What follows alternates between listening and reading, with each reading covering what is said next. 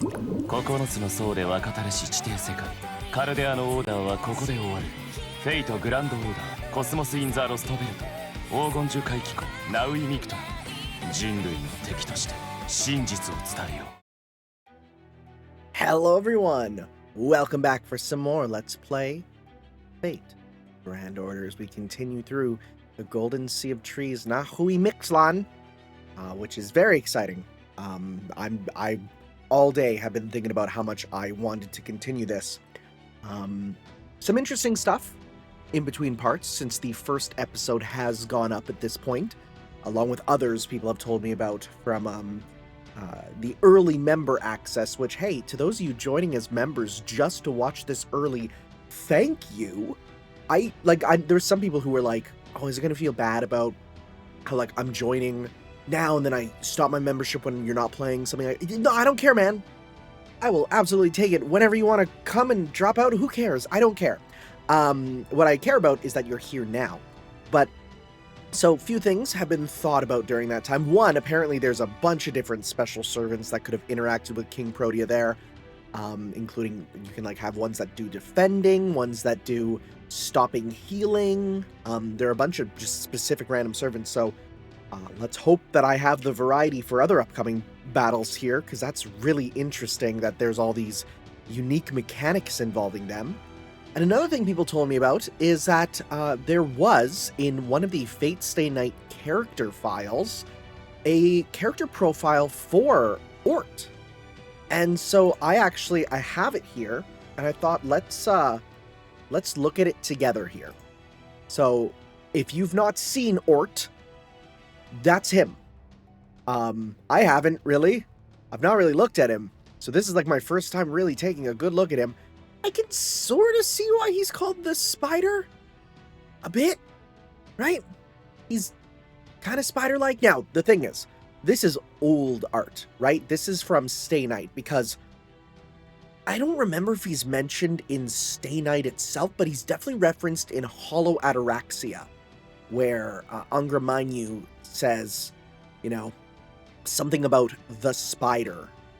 And I had no idea what that was about, but people in the comments were freaking out. So we do have some text about him here. We can sort of see what looks like a crater or something here. So, Ort, details unknown. Rumor has it was a mutant species that fell into South America before the Christian era. AD Anno Domini. I can zoom in a bit more here. As a creature of aggressive nature, it takes pride in its distinct extra-dimensional attacks. The previous 5th Dead Apostle ancestor recklessly attempted to capture it was killed instantly. Oh! I wondered how this thing could be a vampire. Answer. It killed a vampire. And absorbed it. A vampire was like, blah, blah, blah, I can defeat you. And then it was like, no, absorbed. Now I'm a vampire. Established its treatment as an ancestor. This is a strong frickin' ancestor, man. An alien entity with an overall length of 40 meters. It's covered with an outer skin that's hard, more flexible, more resistant to temperature differences, and sharper than any material on Earth. Besides the main body's absurd attack values, possess a special ability resembling a reality marble, the Crystal Valley. We do have a second page here. Oh, okay, no, I get it. I get why it's called the spider now. Oh, no, it's like a trapdoor spider. Oh, frick, yeah, no, now I get why it's called the spider. Crystal Valley. This is an invasion of a... Whoops, I guess I can zoom out a bit here. This is an invasion of a repulsive, beautiful landscape. Some magi and the 27 ancestors are capable of controlling mental worlds known as reality marbles, but that which Ort possesses is on a different level. Ort is a visitor from another planet. Just by existing on Earth, the environment around him changes towards the environment he lives in. The fact that they're pointing that out is very interesting. To put it simply, it is a falsification of the laws of nature, a leakage of an otherworldly order. If human beings are a species that destroys the Earth, Ort is an invader that literally rewrites the Earth into a different planet. Rewriting the Earth, you say? Overwriting the planet. That's really interesting. Well, luckily, since Ort is a lazy Mr. Spider, He doesn't seem like he has... Okay, I think after the first couple, you're okay. You could also use they. Okay. Maybe he has no interest in harming Earth. Maybe he's not interested in invasion. He accidentally came along on the wrong time schedule. It is believed that he has secluded himself within the Crystal Valley until the promised time. However, it is impossible for humans to comprehend Ort's circumstances. The higher-ups of various organizations have been trying to deal with the kind of dangerous creature as soon as possible, but have counterattacked for poking their noses where they don't belong. Alright. The basic concept is a hopeless despair. You could say that if it was an RPG, Ort would be a hidden boss that is stronger than the last boss. So that's wild, because guess what? We're here. What is this game balance? The developers clearly put no thought into this. No, you should know it is your fault for messing with him. Ort completely lacks the ability to learn the Earth's culture, but by preying upon living creatures, he can partially mimic abilities. Because it is mimicry, even if Ort talks in a human pattern, is nothing but a repetition of what was said in the past. It's up to the individual to find the romance that way. By the way, Ort considers the former 5th Dead Apostle ancestor to have the deepest, most intense... deepest, most intense flavor out of every living being on Earth so far. As a side note... As a side note, while Ort crystallizing many trees simply by moving her out was my early visual image for the Crystal Valley, Peafal's spiderweb idea, that's a cool idea, for the Crystal Valley's river was amazing, so I went with that. Also, many of the ideas I asked Peafal to create were based on the information in this book, which he compiled in his way. He's like a rival, isn't he? A super UFO, the strongest aggressive creature. It's amazing design from another dimension, or something that not even Ark can win against. Someone better get Ultraman here. Are you implying that Ultraman is stronger than Arkwid? The Ultimate One of Mercury appears in the science fiction short story Notes as one of the Ultimate One's comrades, but by mistake he arrived on Earth 5,000 years early. To tell the truth, Ort wasn't one of the strongest species that received the distress call sent from Earth. By the way, you can't kill this thing with the mystic eyes of death perception. Possessing no concept of death, there's no other way but to physically destroy Ort. Okay. So he is the strongest one of Mercury, question mark? Huh. Okay, this was good to see, right? Yeah, that idea of the crystals coming out like that, that's real cool. This is good. This is real good here. So, with that knowledge in place, right, we can continue. Also, I just realized, I think this is the first non-Japan, like Gouda, comedy thing, featuring places I've been. I was thinking, I'm like, I've been to Chichén Itzá. Like, I've been there. My family has gone to Mexico many times with, I've been to Mictlan, I've been to Puerto Vallarta, I've been to, Cancun. And it's like, yeah, I've absolutely been there. That's kind of cool. Mind you, it's not the same, but anyways, at the Golden City. Never mind. When did this happen? What? What do you mean I got a... What did I get? Did I summon something? Oh, I think I got some of these as a freaking bonus thingy. Right, okay. Well, just whatever. My box is full. 30 of these, it's fine. I have so many. Please let me summon a servant soon, please. Chichén. Or, if we get the next banners soon, that'd be nice too. We'll see. There is one servant I definitely want. Anyways, let's go. Oh my god, we can actually summon servants now. Oh, this is nice. At the Golden City. It's so nice that we can actually summon servants. I mean, as fun as it was using U-Olga Marie, well, we'll still probably have to use her. It'll be much nicer to just, play it. Also, apparently, if you play on New Year's, Kira goes, Happy New Year, which is kind of fun. It's so hot. The heat really kicked back into high gear as soon as we crossed the river. I want to go back and play with Protea. Oh, you're going back to the first underworld, Marine. I'm sorry to hear that. Tipper, you meanie! Of course I'm not gonna go back! Wow! I'm still one of Tanner's bodyguards, you know. I wasn't being serious. I just wanted to vent. But it'd be nice if you let me stay under your wing for a bit. Under my wing? Oh, I see. Because the shade will help you keep cool, yes? It's nice to see Tepu and Marine getting along so well. They're like father and son. Wow, Mash, you really don't see race. Oh, no, I probably shouldn't just jump right into calling Tepu a father. We don't know how old he is. Father? That's the name for one of the two providers of genetic material for your species, right? I don't really see the merits of procreating to raise a genealogical ancestor. But if you're imagining the two as father and child, I agree that Tepu seems older than the rest of you. Let's see, if you convert his age to human years, I'd say he's probably around 90, give or take. That would mean he's more a grandfather than a father. Oh gosh, I had no idea we've been asking so much of a senior citizen. Oh, don't worry. I'm quite all right. Dino's bodies remain in perfect health until they meet their end. More importantly, are you sure you don't mind leaving Protea behind? It's okay, we can summon her. I still don't understand this summoning system very well, but wasn't there something else you could have done? It is a bit sad, but I don't think they could figure out how to get her to walk around with us. Yo. What's this, like? This synth? Whoa. Very, like Outrun. Like future, like not Vaporwave, but like, you know, like Outrun, you know, future aesthetic. I like it. Oh, but now it's kind of transitioning more to regular violins. Okay. Dang. Dang, that's a cool song. It's pretty simple. Oh, but it's growing. It's growing. Where's it going to go? Is it going to drop or is it just sticking with this? Let's see.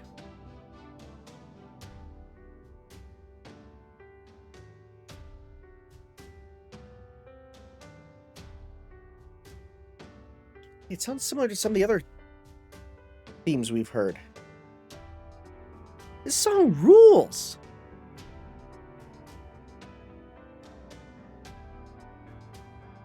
It's growing, it's growing.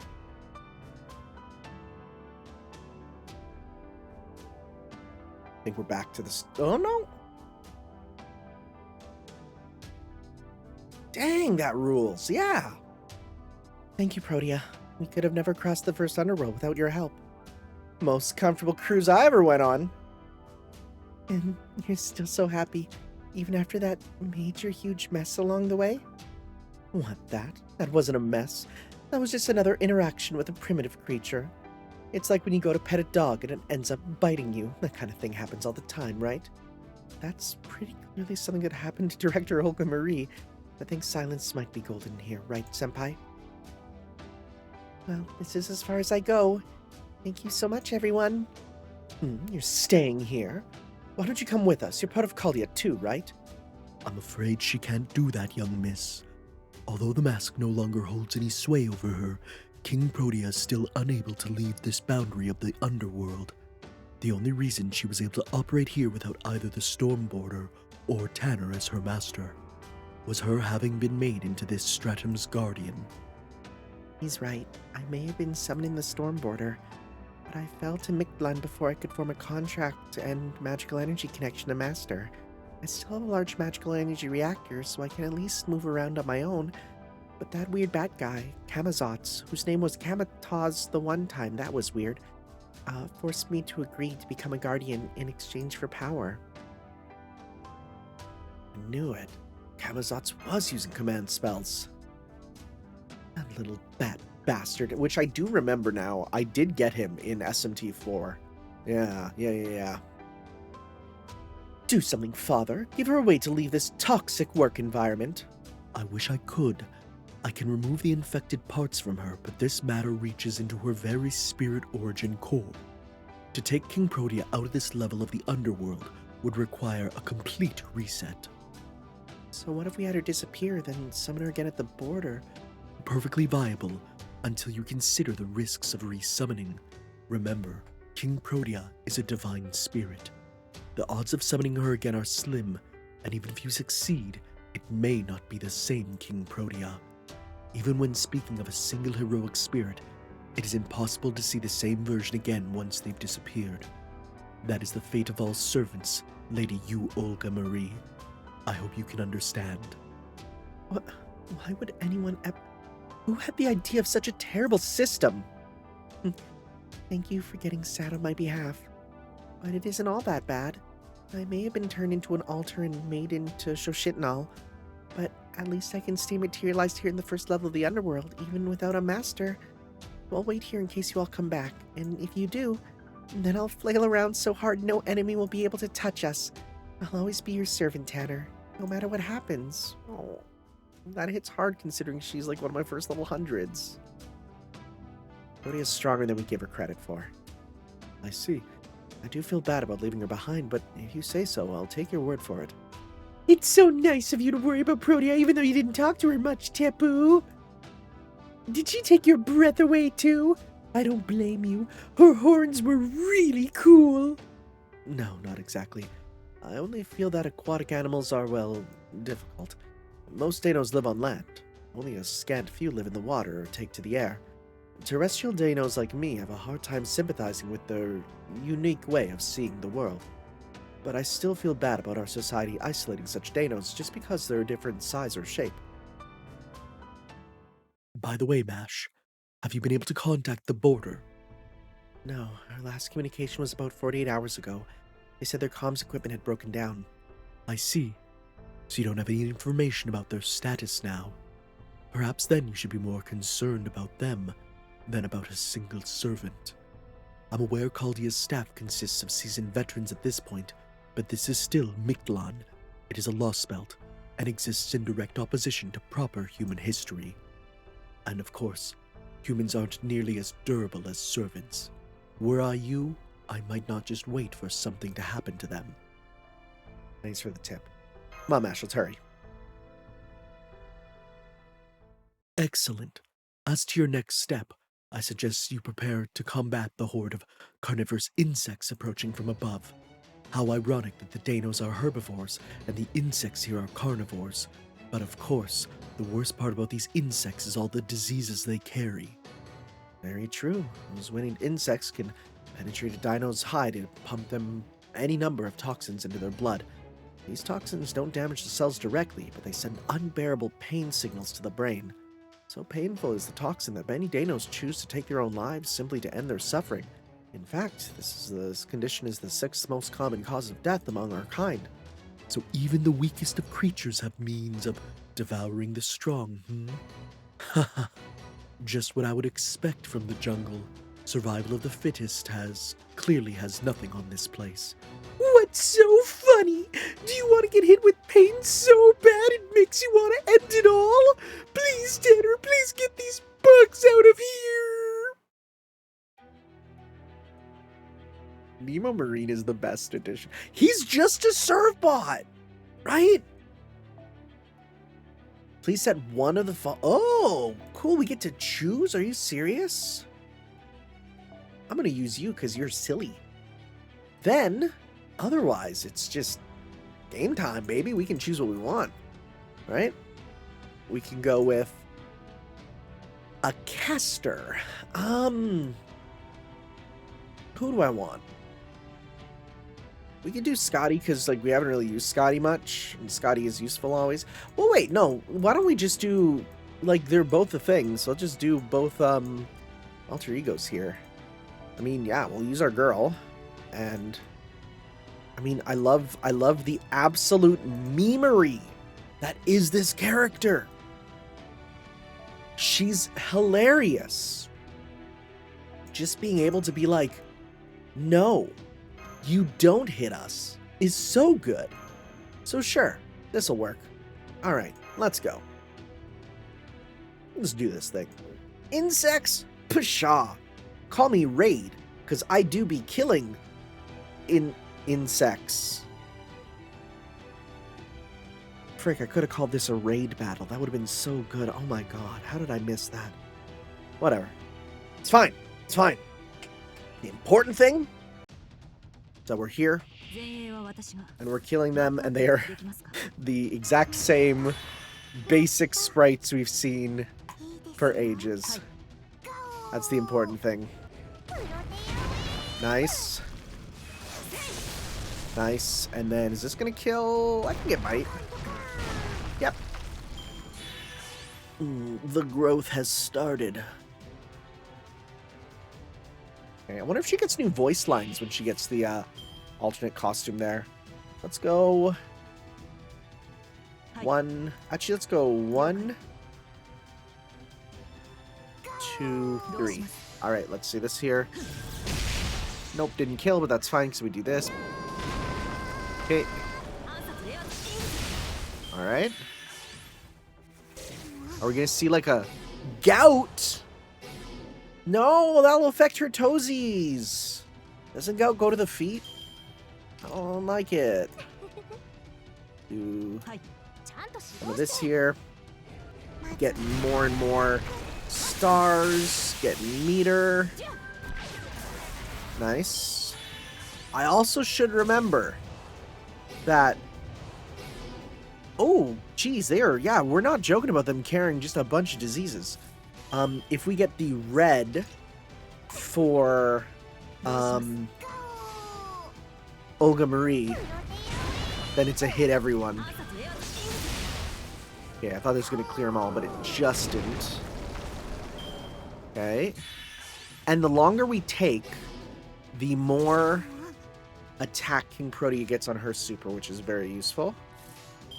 Okay, you know what? Let's go 1, 2, 3. Okay. There we go. Yeah, I was gonna say your gain is low, but you can pop a thing and immediately gain 100%. Also, 3,000 poison?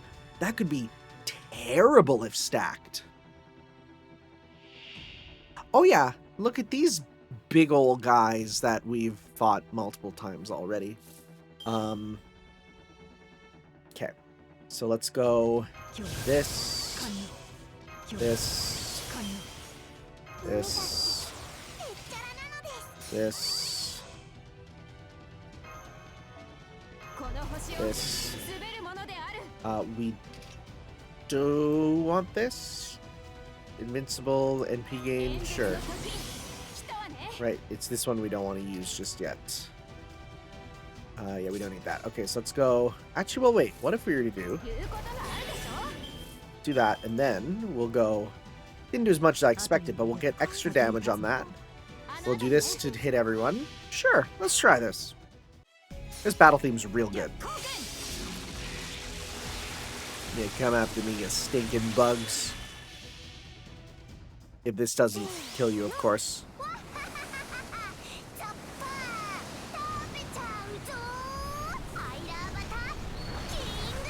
Never mind. Didn't even need you. 3,000 poison! That's crazy! Okay. That could be a legitimate problem if they started using that a lot more, but it seems like they don't use it often, which is good. They're too busy giving us gout.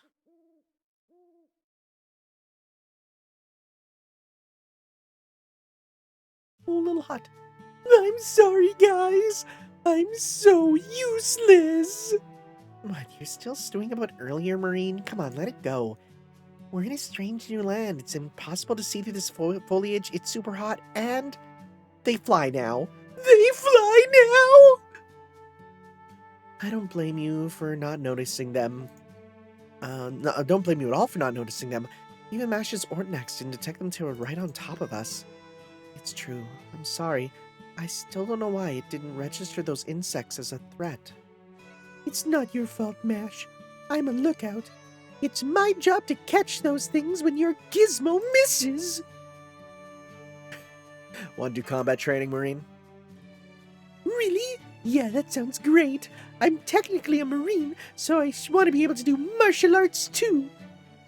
That's all well and good, Marine, but why don't you take a little break first? It's not safe to cross the jungle by night. There's the Koame, the great servants who move too quickly. move too quickly for us to notice. The Sipatik, large alligators who blend into the surroundings until they're within biting range, those carnivorous insects, and the mindless Dinos lurking around. We would be much safer staying in one place and resting till the sun returns. Once it has, we can resume our journey. Okay, then I'll take night watch. No, that's okay, Marine. I found a frequency the bugs don't like in the last battle, and I set up a bounded field to repel insects. That should be enough. The Ornax should alert us if anything else hostile gets close. I think we can all sleep soundly tonight. Oh, great. Then I can break out my sleeping bag. I love curling up in it. I, too, curl up into a little ball. Like, in a sleeping bag, you just curl up. Repelling insects with a frequency of sound they dislike. What a clever idea. So this is how proper human history's humans compensate for what they lack themselves. It's also a textbook example of why you maybe shouldn't always fill every void you find. Take nuclear fission, for example. Sure, it provides plenty of energy, but also produces some seriously harmful waste. Really, when you think about it, the whole course of human technological development makes no sense. Any species with 2 brain cells to rub together would figure out a way to deal with that kind of waste before experimenting with nuclear fusion. But proper human history's humans are focused on getting the absolute most potent thing they can at the expense of all else. There's an expression someone coined that really sums it up. You can be too smart for your own good. You're right, we should kill every CEO. I didn't say that. Okay. Okay. Anyway, my point is, you shouldn't be too quick to praise proper human history, Tepu. Still, if they ever get around to real clean energy revolution by finding a stable way to achieve nuclear fusion, then I'll be willing to accept them as honorary space humanoid life forms. What are honorary space humanoid life forms? A humanity worthy of my rule, or to put it another way, humanity 100 years from now. Can I ask you something, Olga Marie? There's something I've been wondering about for a very long time now. Why President of Earth? I'm not asking what the position means, I'm asking why you want it. Oh, come on, Ash. Why would you need to ask something so I'm curious about that too, actually. Fine. I guess presidents do need to hold the occasional press conference. I came here from an empty planet when I heard this planet crying out for help. A distress signal, you say? Huh. I came here to help, so I have no intention of claiming the planet as if it were my own personal property. And that's why I don't have any plans to declare myself king or become one like Camazotz did. I see my role on this planet as being about raising and guiding its intelligent life. I want its government to be fair, its history to be just, and to create a world where all kinds of people and opinions are treated with respect and acceptance. A president supervises her people, represents their interests, and celebrates their successes. That's the sort of leader I wanted to be, I think. I still can't remember my specific plans or my exact reasons, but anyway, that's what I think ruling is about. That's why I have to wipe everything away and start your foolish species over from scratch. Director Olga Marie, okay? Why do you keep calling me that? As if what happened at the palace wasn't weird enough. How many times are you going to... No, wait. The first time we met was at that cave, right? Where did I get palace from? Well, never mind. Since your memory's obviously so terrible, I'll make it real simple for you. I have come to this planet to rid it of evil and put it back on the right path.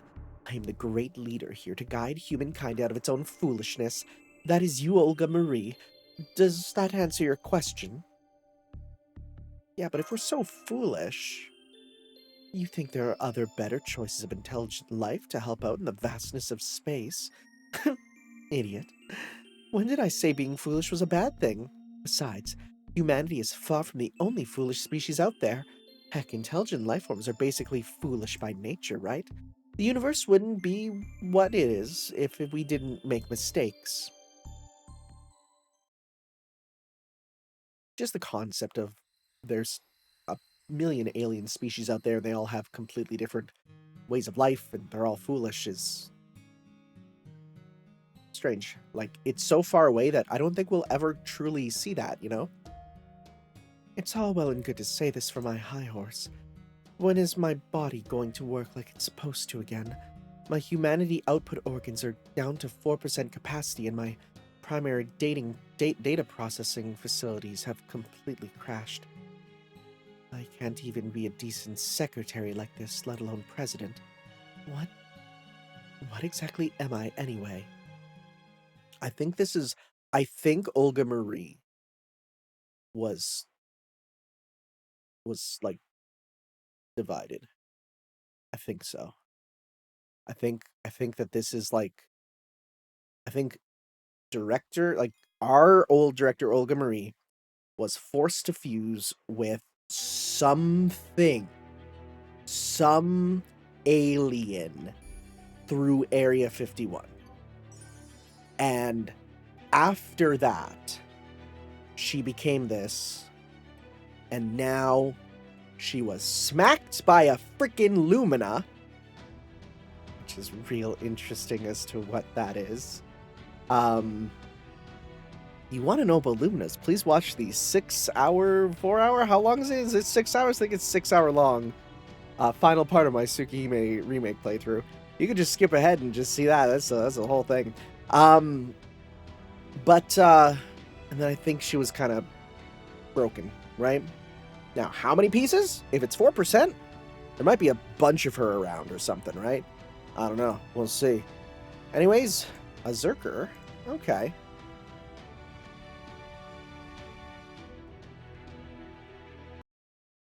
What are we doing? Day. That came fast.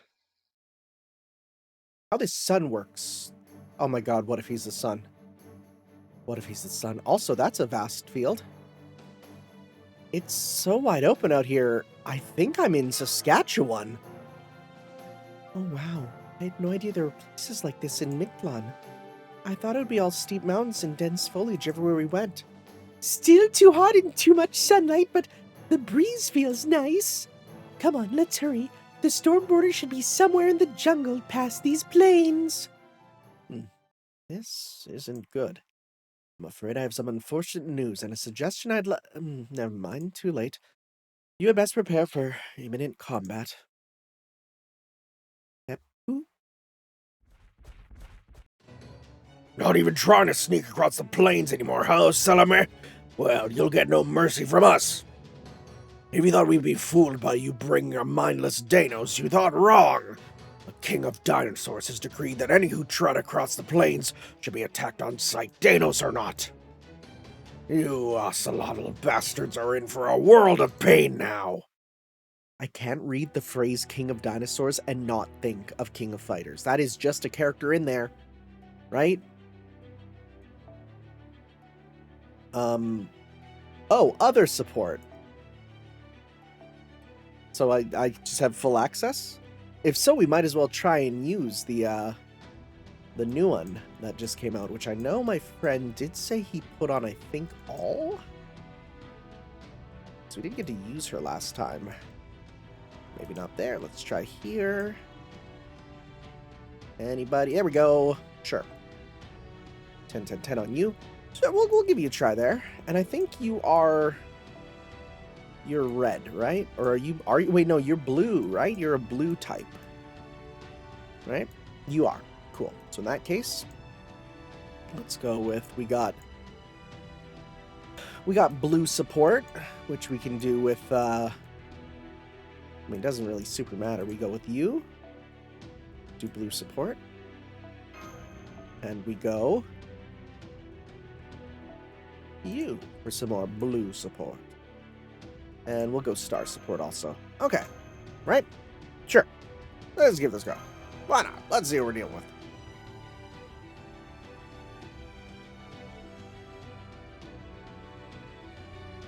Yeah, I guess we look like the Ocelome, right? Because we're just walking around like this. It seems like every monkey has died out. A world without monkeys. Maybe Frieza got here. I notice the HP bar is being messed up, so, okay. Does this do... Death to evil trait? I don't think we have anything... I forgot about the whole thing there. Oh, that's cool. You're all about, like, judgment? Okay. Right, judging good and evil? Okay, that's pretty good. How much do you get? Just a hundo? Just a straight hundo? Oh! Okay. Immune to death. Very cool. HP recovery per turn. Wow, okay. Okay, we can go blue. We can go blue. We can go... Let's just leave off that. So, I mean... I mostly just want to see your animations, so let's go. See these here. I did see her default Noble Phantasm in the stream there, so let's see if this one's different. It's very unmonetizable. Well, she's well, you know what? This is the same form, yeah, where she's very naked. Yeah, very naked. Very naked.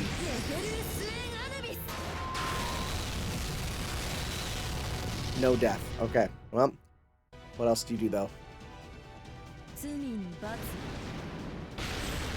Just big fire explosion. Okay. Whoa. That's probably some Egyptian deity thing.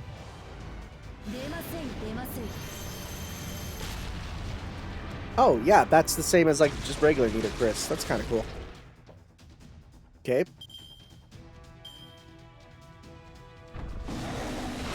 Yeah, go for her. Do it. Boiling Fighting Spirit. Okay. Are more gonna be appearing here? Oh no. I didn't even look. 5 left? Oh, this is a survival battle. Okay.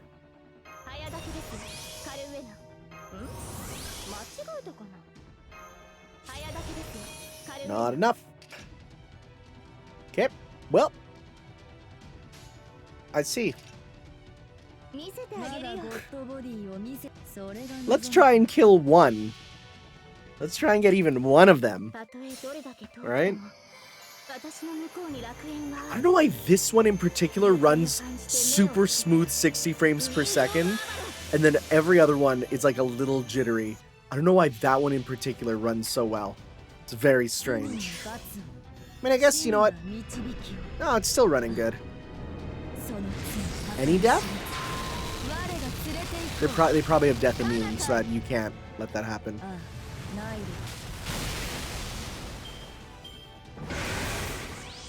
Oh boy.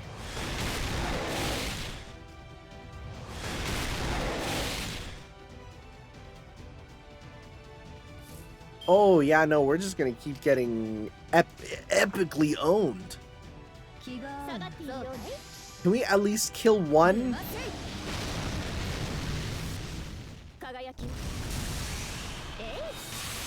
Well, we finally got through one.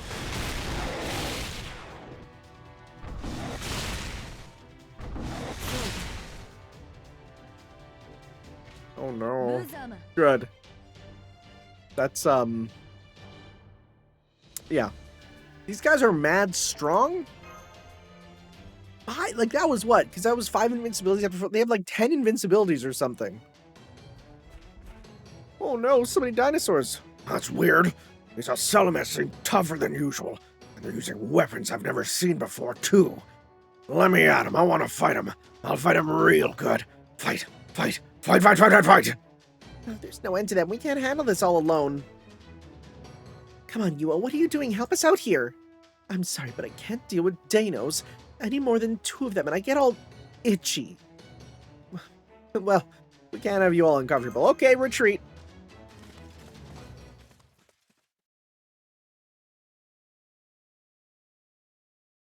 See? See? How is that helpful here? How the heck are we going to get past that? Indeed, that could be quite the conundrum.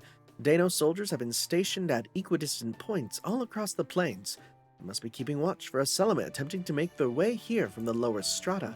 We might be able to sneak past them in the jungle, but there's nowhere to hide out in those plains. There's no chance of them listening to us either. Danos with jobs are quite stubborn. They take their duties very seriously and work tirelessly for hours on end. There's no point in trying to negotiate with them. If we try to pass, pain is all we can expect. Danos are really into expressions about pain, huh? Pain is one of the few sensations we Danos experience, so many tend to reference it in their speech. I recommend we return to the road and make a detour at Chichén. If those Danos are guarding the way on behalf of the King of Dinosaurs, then we'll simply have to receive authorization to pass from the King himself. I see. I forgot you're here, buddy. I see.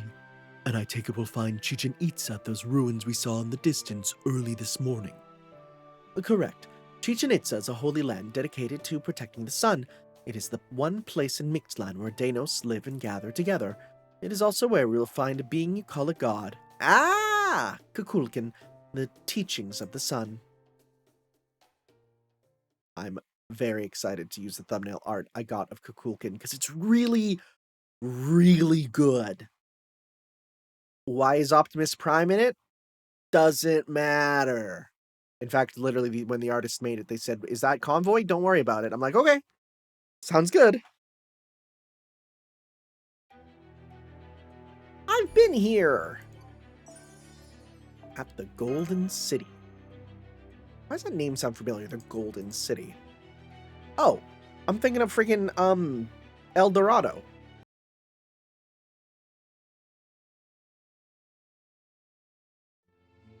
Yeah. Oh, that's a Stegosaurus. That's a Tyrannosaurus Rex. That's a Dimetrodon, and that is a Iguapalopolis. I didn't know about the last two. I'm sorry.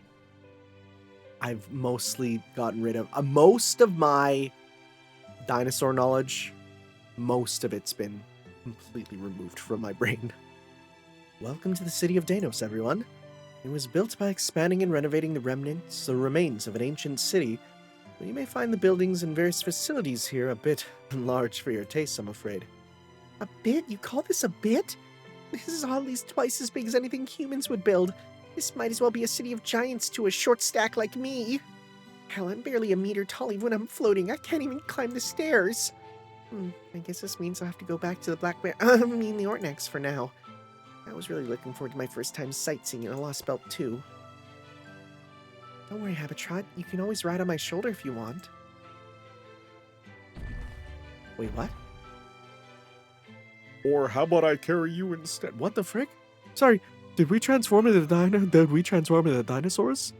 Okay, this is just too freaking weird. What the hell did you do, Rasputin? I'm glad you like my disguise spell. In reality, I just always wanted to be a dinosaur. The incident in the plains made it abundantly clear that we aren't going to get far in the Dano city looking like humans.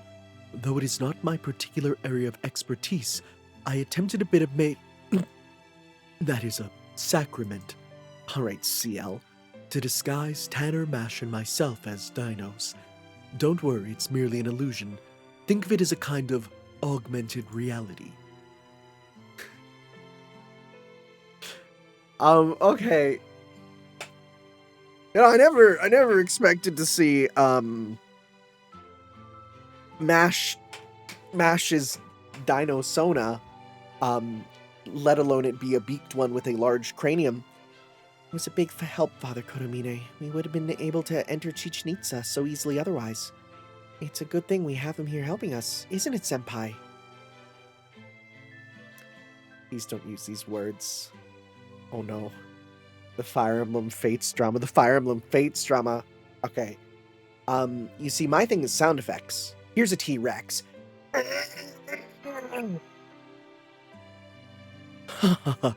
I too liked that commercial as a kid. I'm glad you like it, but please stick to human language if you don't mind. Besides, the other Danos won't think anything of it, even if they overhear us speaking our language. Too bad U-Olga Marie and Marine couldn't have come with us. Yes, it is, but Director, U-Olga Marie said...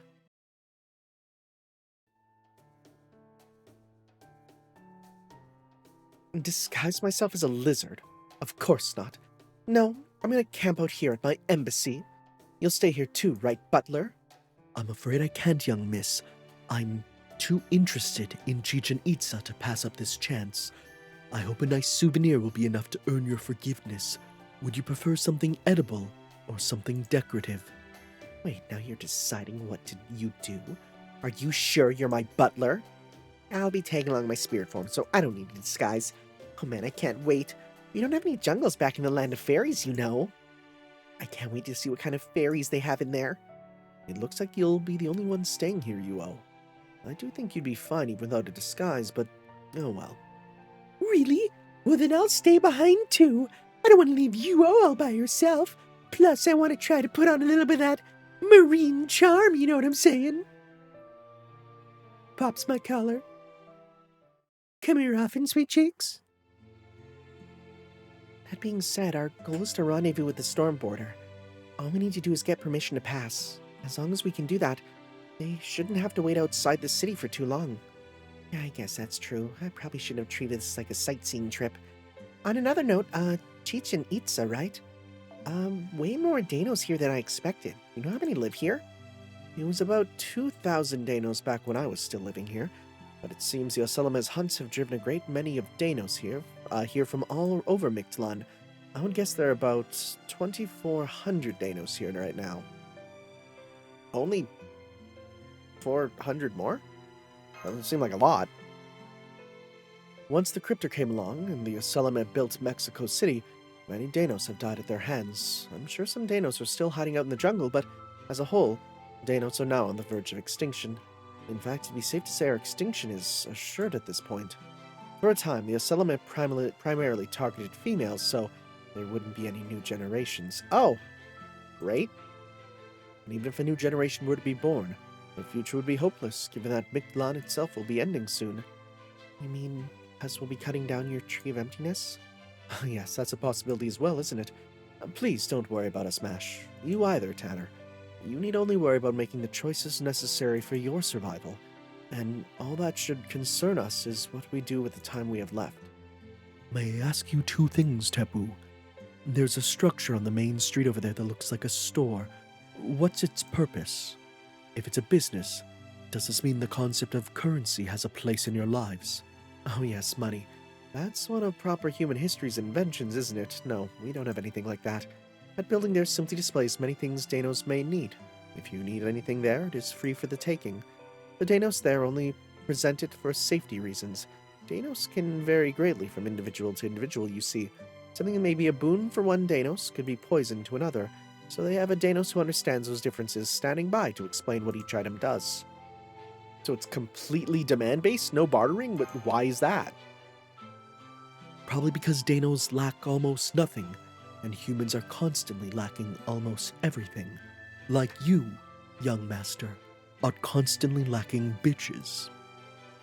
They can't get sufficient nutrients they can't get sufficient nutrients just from moving their bodies. Yeah, because that's humans, not Danos. They lack the requisite internal resources to satisfy their minds. They always seek what is better, or simply to have more of something than their neighbors. That unending want is what drives humans to crave wealth, to find new and better ways of accumulating it. Money is the blood of human society, and it's built on the fact that every one of our lives is finite. The Danos, on the other hand, possess strong bodies and calm minds. They want for nothing. It would simply never occur to them to steal from each other. It's true. Danos have never gone to war with one another. We have no racial differences like you do in proper human history. Oh, I suppose there is our ritual, Shoktapayolitsi. Shoktapayolitsi competition, but that's a very peaceful thing. Shakta, what the frick? It's essentially what the priest would call prayer. We give thanks to the sun for its light and pray for it to stay. Pray for the sun to stay. Tepu, I believe it's time for my second question. That building over there, the one which resembles a Mesoamerican pyramid, is at the altar where the king dwells. There are buildings like that in proper human histories as well, but those buildings lack... That ore on top of the altar seems to stretch up to the sky. It looks like some kind of jade crystal. I swear to God, is that just it? Is that the Crystal Valley right there? How interesting. So you have sun altars in proper human history too. I suppose the desire to draw closer to the sun must exist across many cultures. That altar is what makes Chichén Itzá a holy land. It is the place where the sun both begins and ends. That is the solar sojourn. Crystals, you say? In proper human history, the sun is in outer space, and the earth revolves around it. Yes, is that a Mayan calendar? But there is no outer space in Mictlan. Our sun lives here with us. From what you've told me of proper human history, it seems our sun is a tiny artificial one. It begins its journey here at Chichén Itzá, travels all the way to the ninth stratum, then makes its way back.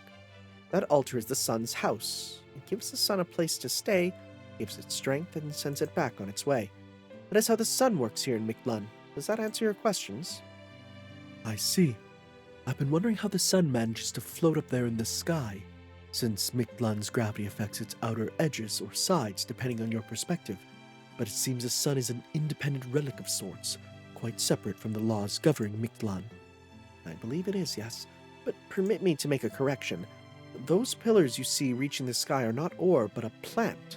The resin is what gives them that shining appearance. Oh. Is this the Tree of Emptiness? That altar is the very top of the outer space tree. Oh, well, there you go. Well, okay. That altar is the very top of the outer space tree that runs through all of Mictlan. Does that answer all your questions? Good. Now, let's go to the altar now. I've heard that the King of Dinosaurs is a temperamental Danos, but I'm sure they'll understand if we just explain our situation. That's good to hear, but will we really be able to get an audience with the king so easily? Oh yes. As a matter of fact, I was once one of Chichén Itzá's priests. I left before the King of Dinosaurs appeared, so I've never met them myself, but I still have a record of my accomplishments, or rather my connections, to vouch for me.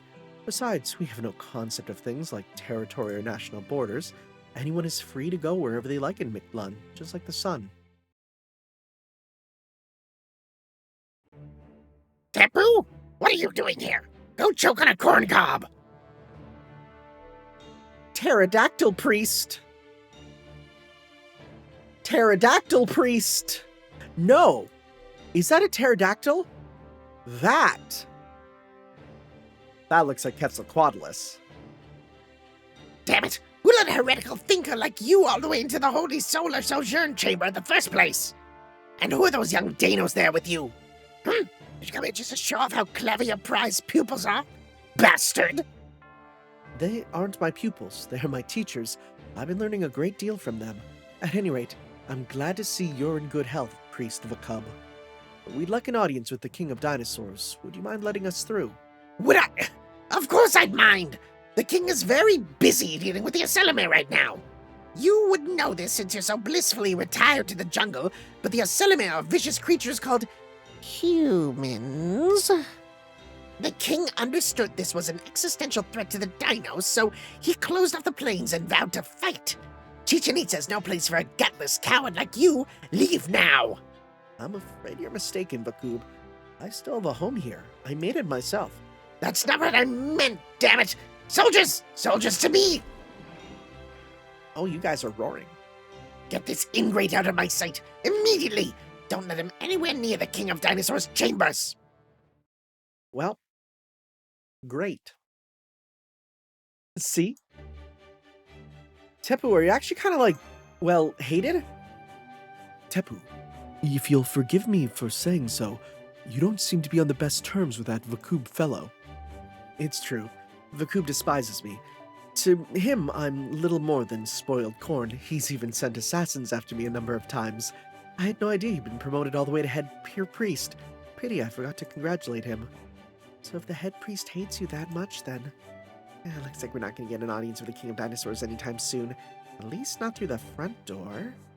That Vucub guy's seen Mash and Tanner now, so we can't go and ask for an audience on our own now either. They'll turn us away just for being friends at Tepu. Ouch. Well, there's nothing more we can do about that now. We'll have to change tactics.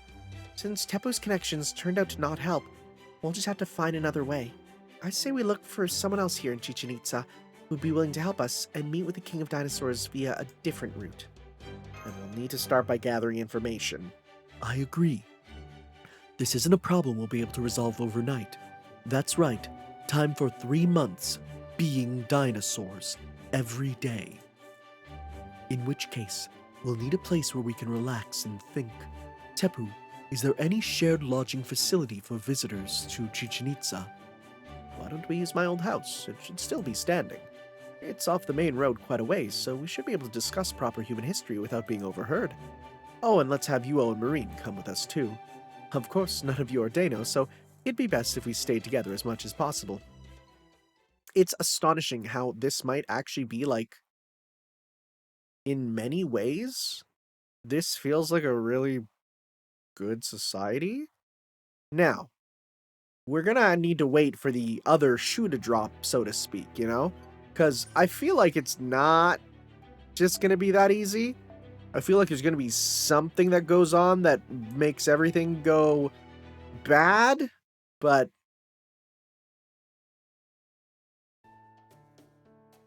Hey guys, congrats on a hard day's work! I managed to get into the city without any trouble just by sticking close to U-O. that's because the other Danos thought you were one of my accessories. So be careful, because that won't work if you get too far away from me.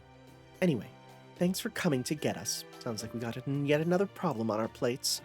So you refuse an audience with the King of Dinosaurs, huh? I get it. I'm not in the habit of seeing unscheduled visitors either. We only got one choice then. I'll just have to destroy the altar. Doesn't matter how high and mighty you are. Once they don't have a palace to live in, they'll have to come outside. We needn't escalate matters quite so dramatically, young miss. In fact, doing so would cause serious diplomatic issues. Our only problem at present is that Tepu's reputation proved lacking. We have other options still available to us. Right, tonight we'll discuss what to do at Tepu's house. Then in the morning, we'll go into town to gather information. I see. Alright, if you guys are okay with that, then I am too. Okay, Tepu, show us the way to your house. I'll hear more of what you've got to say once you're there. Yes, I think that'd be for the best. I'll need to tidy the place up since I've been away for quite some time, but I dare say you won't find anywhere else quite like it in all of Chichén Itzá. I'm rather proud of it. It may be a little too big for your taste, but I promise you that you'll at least get a very good night's sleep. This place is going to be a piece of trash. I thought this was where we're going. Oh, how long have you stayed away? It's been reclaimed by the jungle. Also, sometimes it gets like this. I'm sorry about this. As you can see, weeds spread up just about everywhere. I'd like to think that those of us lucky enough to own gardens in either proper human history and this Lostbelt share similar struggles. I trust I can count on your help with weeding and pest control. Literally, it's just, yeah, there's a cat here. Just a weird-ass cat we gotta get rid of. Okay. We actually can do 4 servants now. Wow, kind of. No, it's still just 2 here. Can I just grab... Can you grab anyone? Sure, you're strong. Yes, yes. And... Hey, what if I were to just, like, win? What if I were to also bring back in you? Blue.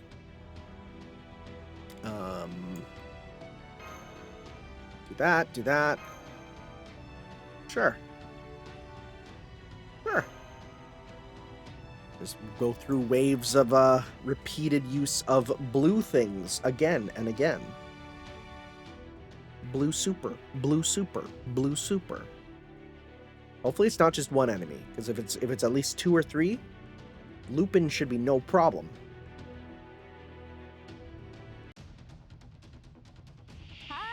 Oh, it's a bunch of them? Hey, check this out. Let's go.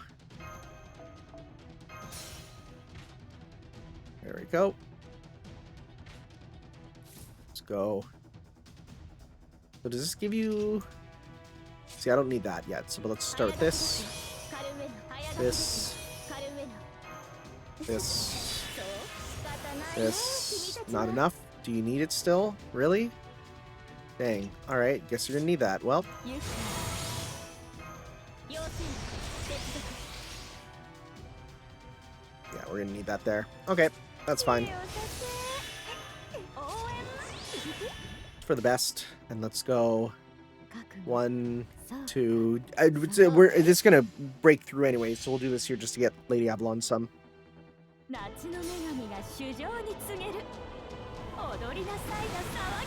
Give us back a whole bunch, please. Look at that overcharge. Holy moly. 97%. Are you serious? We're just under?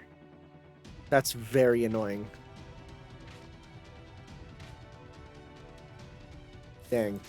If we didn't have Black Grail, we would have got through. Bad resist on that. This theme rules. I love this one. This is a really good battle theme. Okay, can you hit Ibuki Doji like once, please? Please? Oh my god, you guys. Useless frickin' idiots. Okay, let's at least go 1. Let's hold this. 2, 3. Alright. So that we're gonna lose a bunch of buffs, but whatever. There goes our buffs. All of them. Okay, that's fine. Well, if there's only one enemy next turn, we can just do that there. There we go. Right, if there's only the 3 enemies, we're good. What do we got? 3 of them. Okay, the boss. Hey, it's the boss. Should we do a full combo? Nah, let's buff ourselves. Here we go. Clear this stuff out.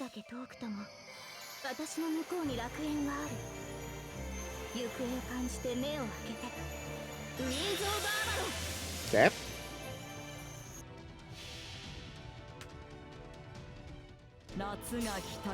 I think this won't kill them all just because we lost all our buffs, but we'll see. Oh, never mind. Those numbers are quite big. Yeah, never mind. We're good. Because you know why? Black Grail. Yeah, that's why. I'm going to get Castoria Bond 10 pretty soon, I feel. All things considered, not far off. Wow. Boy, you guys really love your corn. Talia really does impressive work. I can't believe it. My dilapidated old house looks absolutely pristine. I think you may be giving us a little too much credit, but I do feel satisfied with our job here. But Senpai and I really can't take all the credit. Cleaning's totally not my thing. I can... oh, never mind. I read that wrong. Cleaning's totally my thing. I can even make an oil-splattered engine room shine like a mirror. And kitchen cleanup is one of my greatest talents as well. Cleanliness leads to living prudently. No, it's more that Mapo Tofu makes a big mess when you're making it, right? It's true. We never could have finished this quickly without you two. I didn't know you carried a cleaning mask, Father. Well, I can't possibly thank you enough. I've wanted to try cleaning every corner of this place before, but there's only so far these tiny bird-like arms can reach. I'm afraid my cleaning sweeps here have always been somewhat lackluster, since Chichén is quite literally built on the back of ancient ruins. Most Danos don't mind, since they're nature lovers to begin with, but dirt and dust accumulating in corners has always irked me. I even thought about moving into a less civilized environment just so I wouldn't have to worry about keeping it clean. Is that why you're living in that cave so far away from the city? Oh no, I had other reasons for that. I primarily wanted to get away from the nature-loving Danos. But never mind that now. I was hoping you and Tanner could tell me more about proper human history. I believe you said there's a city called Chichén in your world too, yes? What was it like? What sort of civilization did it belong to? Well, I'm far from an expert on the subject, but I'd be glad to tell you what I want, or what I know. In proper human history, Chichén Itzá was a Mayan city located on the Yucatan Peninsula of modern-day Mexico. The Maya civilization lasted from 2000 BC to AD 1697. The era from 2000 BC to AD 250 is known as the pre-classic period. From AD 250 to AD 900 is known as the classic period. Sorry, did I say 8900? Yeah, 250 to 900. And finally, the period from 8900 to the late 17th century as the post-classic period. Each of these periods is said to have experienced their own decline and subsequent rise to prosperity. As for Chichén Itzá, it was built by the Itzá people, Mayan for water sorcerers in the post-classic period. The Itzá are thought to be either outsiders to the Maya civilization or descendants of Mayans who managed to escape the fall of their central hub. Or wherever they came from, they arrived within the peninsula with abundance of natural wells, or cenotes. Hey, I dove into a cenote. They named it Chichén Itzá, or the mouth of the well of the water sorcerers. The Itzá people also worshipped a god of wind and water they called Kukulkan. This same god is known as Quetzalcoatl in Aztec mythology, which came later. Wait, yeah, you mean Mayan mythology and Aztec mythology are different? I actually didn't know that. Many of their myths are similar thanks to their shared origin in Latin America, but yes, at their heart they're fundamentally different religions. Put kind of crassly, the Mayan civilization was sort of the rough draft for the more polished Aztec civilization. Okay, kind of a Greek-Roman thing going on, basically. Not exactly, but yeah. Kukulkan, so they existed in proper human history as well. Well, yes, of course they did. And yet, proper human history's Mayan civilization still fell, even when they had their god protecting them. Well, yes. When the Mayan civilization declined, the gods disappeared as well, and all of Latin America entered its age of humanity. Mayan civilization is thought to have been created by the Mayan people, but in the truth it was the creation of many different tribes and hamlets. Their descendants broke into several different ethnicities, like the Tzotli and the Quiché. The name Maya is now believed to have come many years later from the city-state of Mayapan. During the Classic period, Mayan civilization was composed of around 60 to 70 city-states. Even after their civilization's first collapse, the Mayans went on to create numerous cultures and histories during the post-Classic period. They are even believed to have been physically stronger and more mentally advanced than the average person at the time. City-states like Copan, Tikal, Calakmul, and Palenque flourished thanks to a prolonged period of continuous competition and cooperation. Yes, that's where Sonic Adventure character gets her name. These cultures had advanced written language and astronomical practices, and built incredible structures like the Pirámide de la Danta, a pyramid in the Mayan city of El Mirador. By using the observatory El Caracol, which meticulously tracked the stars' movements, they created 2 calendars and efficiently managed the lives of their people. Although the Mayans never had a single unifying dynasty, the kings of their various city-states did forge alliances. Still, technological progress isn't a matter of manpower alone. It's also greatly affected by their environment, the kind of crops they can grow, the ore they can mine, and the climate they live in. The harsh climate of Mesoamerica helped to form a vibrant mythology. It also made the Mayan people very strong, but prevented them from making much progress when it came to hand tools like weapons. After the center of culture gradually shifted from the Yucatan Peninsula to the central Mexican plateau, the same thing happened with Aztec mythology, which flourished in the post-classic period. Their arms consisted primarily of wooden weapons, like the spear, bows, and macana, swords made of wood with sharp shards of obsidian embedded in their edges. They never developed guns, nor did they have mounted cavalry. So there's a strong argument to be made that the people of Mesoamerica lagged behind European nations in matters of warfare. And then, the successor to Mayan civilization, the flourishing Aztec kingdom, collapsed in the mid-16th century. That's a lot later than I expected. It did not collapse because of strife with bordering kingdoms. They were overrun by foreign conquerors who came from across the sea. From across the sea? What do you mean? They were led by a Spanish conquistador named Hernán Cortés. He landed on the shores of Central America with only a few trusted companions and eventually conquered the Aztec city of Tenochtitlan. The Aztec king at the time, I've never heard Moctezuma. I thought it was Montezuma, but Moctezuma II died in the ensuing upheaval. And in the end, Hernán Cortés and his fellow conquistadors destroyed the Aztecs. From then on, the Aztec land became Spanish territory, dubbed Nueva España, meaning New Spain, which would later become Mexico. I've heard of that. Less than 500 Spaniards destroyed an Aztec kingdom of tens of thousands of people. I remember an Aztec legend that went something like, though the good god Quetzalcoatl had vanished after being defeated by the evil god Tezca. Let's just go with Tezca. One day he will return from the northeastern lands and restore the Aztecs to their former glory. By the time, the Age of Gods had already ended, but that didn't stop people from believing. At the time, Quetzalcoatl was believed to have white skin and a black beard. Did somebody say black beard? No. No, not you! So when Cortez appeared, matching that description, Montezuma II believed him to be the second coming of Quetzalcoatl and welcomed him as guest. I get the feeling there may have been more to the story than that. I feel like we're not getting everything. Good and evil, creation and destruction, sun and darkness, Tezcatlipoca and Quetzalcoatl. But the Mayan and Aztec peoples didn't believe the relationship between the two gods to be quite so simple. Right. I'll go into Tezcatlipoca. Tezcatlipoca.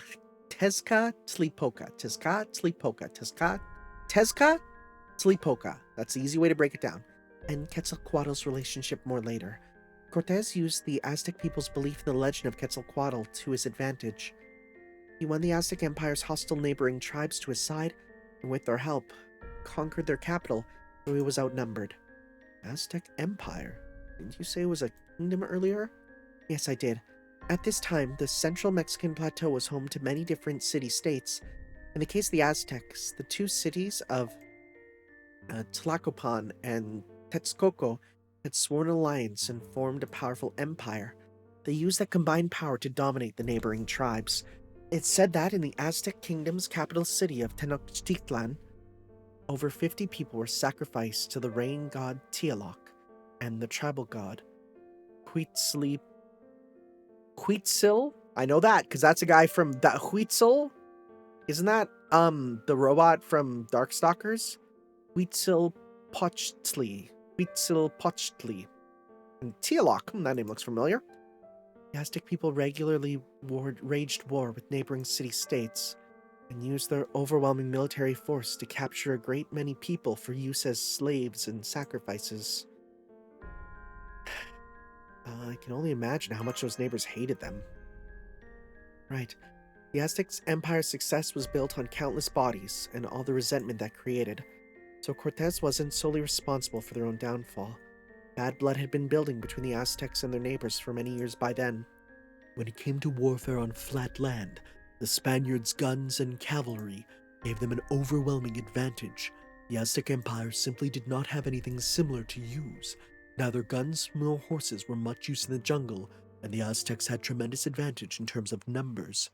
And that is probably why Cortez's smartest decision was not to wage war with the neighboring tribes, but instead to enlist them as allies against a common enemy in the Aztec Empire. He then spread rumors he was the second coming of Quetzalcoatl, and instead of being treated as an invader, he was openly paraded through Tenochtitlan's gates, took Montezuma II prisoner, and occupied the Aztec capital. In the end, the Aztec Empire was destroyed in the name of the Spaniards' greed and the neighboring tribes' fury. Though they arguably had the most powerful empire on Earth at the time, to say nothing of the flourishing capital Tenochtitlan, it still collapsed from within, unable even to fight a proper war. If Montezuma II hadn't believed in the legend of Quetzalcoatl's second coming, or if the Aztec Empire had been less receptive to outside cultures, the history of Mesoamerica might have gone very differently. Yeah, that's why Montezuma II was said to be the ruler who brought about the end of the Aztec Empire. He was blamed for the error of welcoming a foreign invader as an Aztec god. That sounds familiar, come to think of it. Anyway, and in the end, it was his own people, the people of Tenochtitlan, not the Spaniards, who killed him. The Spaniards actually let Emperor Montezuma go free, but then the nobles and other people of Tenochtitlan stoned him to death. There are numerous theories as to why the Spaniards let him go, but the most prevalent says they wish to avoid being seen as having committed regicide themselves. In the end, they kind of got put with genocide, but okay, I guess they didn't do regicide. Anyway, that's a very abridged version of Proper Human History's Mesoamerica, but it's all I can tell you. I hope it was helpful. Oh yes, certainly. Those guns you mentioned, that is what the tools the Ocelomantha use are called, yes? So they were conquerors from the outside world. Guns used to suppress the local tribes, massacres. That all sounds just like what has been happening in Mictlan as of late. Yeah, bro's putting together the parallels, which would make David the Cryptor our very own Hernan Cortez. Wow, you just put it all together, huh? Oh, I'm not blaming you for that. How can I put this? I'm simply struck by the similarities is all. We have our golden city, Chichén Itzá, and Kukulkan, the teachings of the sun, and proper human history had an altar city, also named Chichén Itzá, and a Kukulkan who was god of wind and water. We also had our subterranean world named Mictlan, and you have your own underworld, also named Mictlan. As I told you back at the cornfield, we never had a concept of such a thing as a god. We learned about that from David the Cryptor. Our teachings of the sun, Kukulkan, only came to be called a god because of what we learned from him. I feel as though this notion of gods fits much better now. Not to say one is real and the other is false.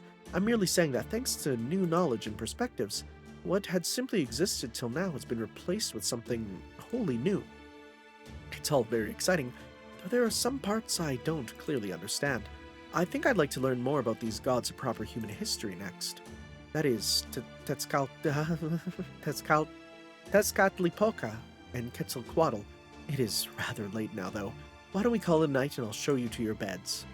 Let me ask you one thing first. Does the name Jesus Christ mean anything to you?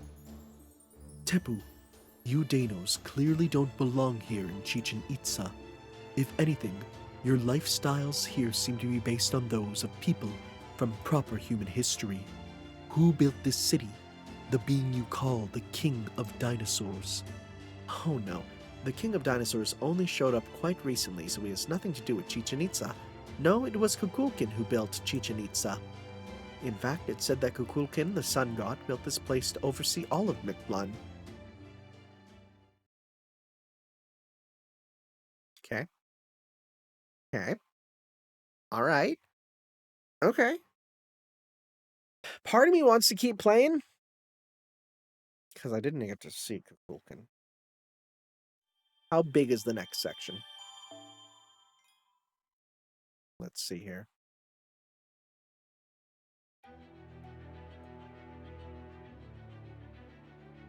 Sure, let's do it. Screw it. Let's go. Let's do a bit more. Life in Chichén Itzá 1. Because then, yeah, if it's a 1, there'll be a 2 after this, so. I want to, I'm so curious about this world, so. Plus, you saw probably the video length, and you're like, he's not stopping. Isn't it crazy that time is different between me recording now and you watching later? Like, it's a whole 2 different time streams, you know?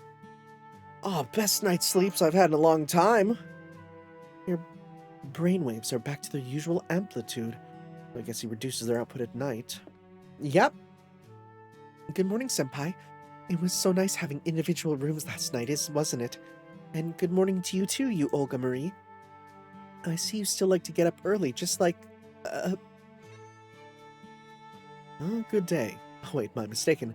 It should be good morning, shouldn't it? I'm glad to see you all slept well. Give me a moment, I'll go fetch some corn for breakfast. Morning! I slept great! It's so nice being in a safe city for once. I didn't know you could sleep too, Marine. I usually stay dormant in spirit form to conserve energy, but you don't have a spirit form, do you? Nope. We Marines might be Captain Nemo's clones, but we're not actually heroic spirits. If we enter our spirit forms too far away from the storm border, we won't be able to materialize again. The only reason I can be here now as an individual is because of the power supplied by Caldia and Trismegistus too. The storm border keeps us stocked on magical energy too. That's why the Nemo series can work so hard. so being able to sleep as well as we did last night's a big help. It helps me reduce my magical energy consumption, even recovers a little. I had no idea. I don't really get how you guys work. Well, of course you wouldn't know if we were still on the border. It's not like Captain ever explained. I may not be able to use my spirit form, but there are plenty of upsides to this. Like, no matter how injured I get, once I get back to Nautilus, I can switch out with another Marine while I go heal until I'm back to my old self. There are always 12 active Marines, but there are a total of 24 of us. Strength in numbers! Alright, there's only 19 of us now. We lost 4 in Atlantis and 1 in Britain, is that right? Okay. Please be seated. Apologies. Oh my God! It's a church thing. Please be seated. I like even him saying that. Like just now that I'm thinking about it, yeah, that's what priests say. Apologies. Old habits die hard, and I am so accustomed to giving mass. One of the drawbacks of being a pseudo-servant. We never see Kirei just do regular mass, and I'd love to see that. You know what? If there's a place for that, it's Enya Gohan, right? That would be wild. Just a chapter of Enya Gohan where it talks about him having to make like the Eucharist. That would be insane. Anyway, I know it's early, but I was hoping we could get this morning's Universal meetings started. I trust you don't object, young miss. I'll allow it. I've already got materials ready to go for the meeting. What materials? Why do we need materials?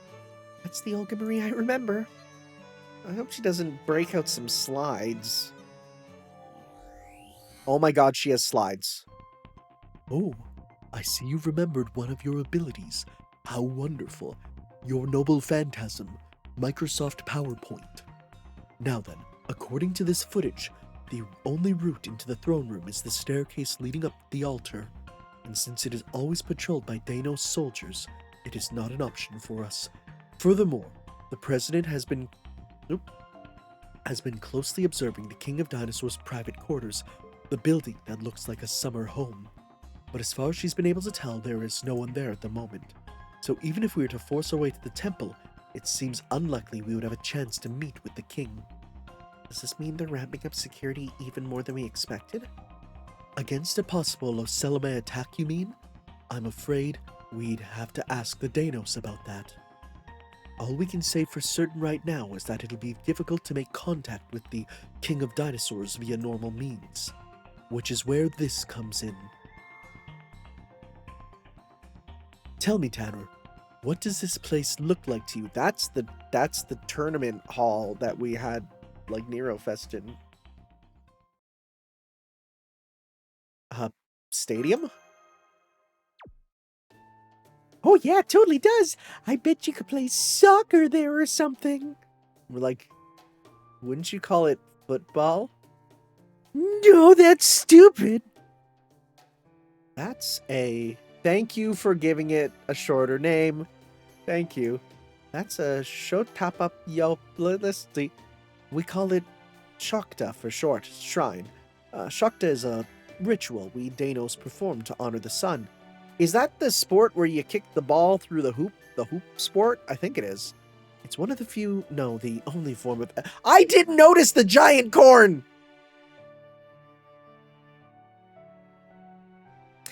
I didn't notice the corn. Oh my goodness. It's one of the few, no, the only form of entertainment we have. What about it? Last night I boosted my sensory abilities and started scanning the thoughts of Danos all around the city. Their baseline color is green, the pivotal color in your world. Never mind that though, the point is that this subject is on which their thoughts were the most varied.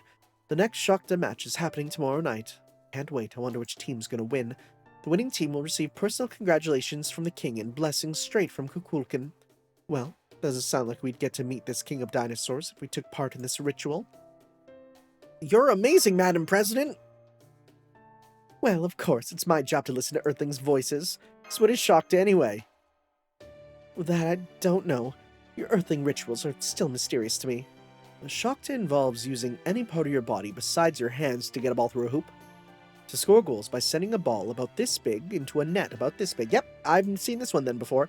It's a very challenging ritual. I doubt proper human history is anything like it. I used to want to be a Shakta player myself when I was a young Danos. It took me far too long to give up than I probably should have. Ha ha ha. Tepu, that sounds a lot like...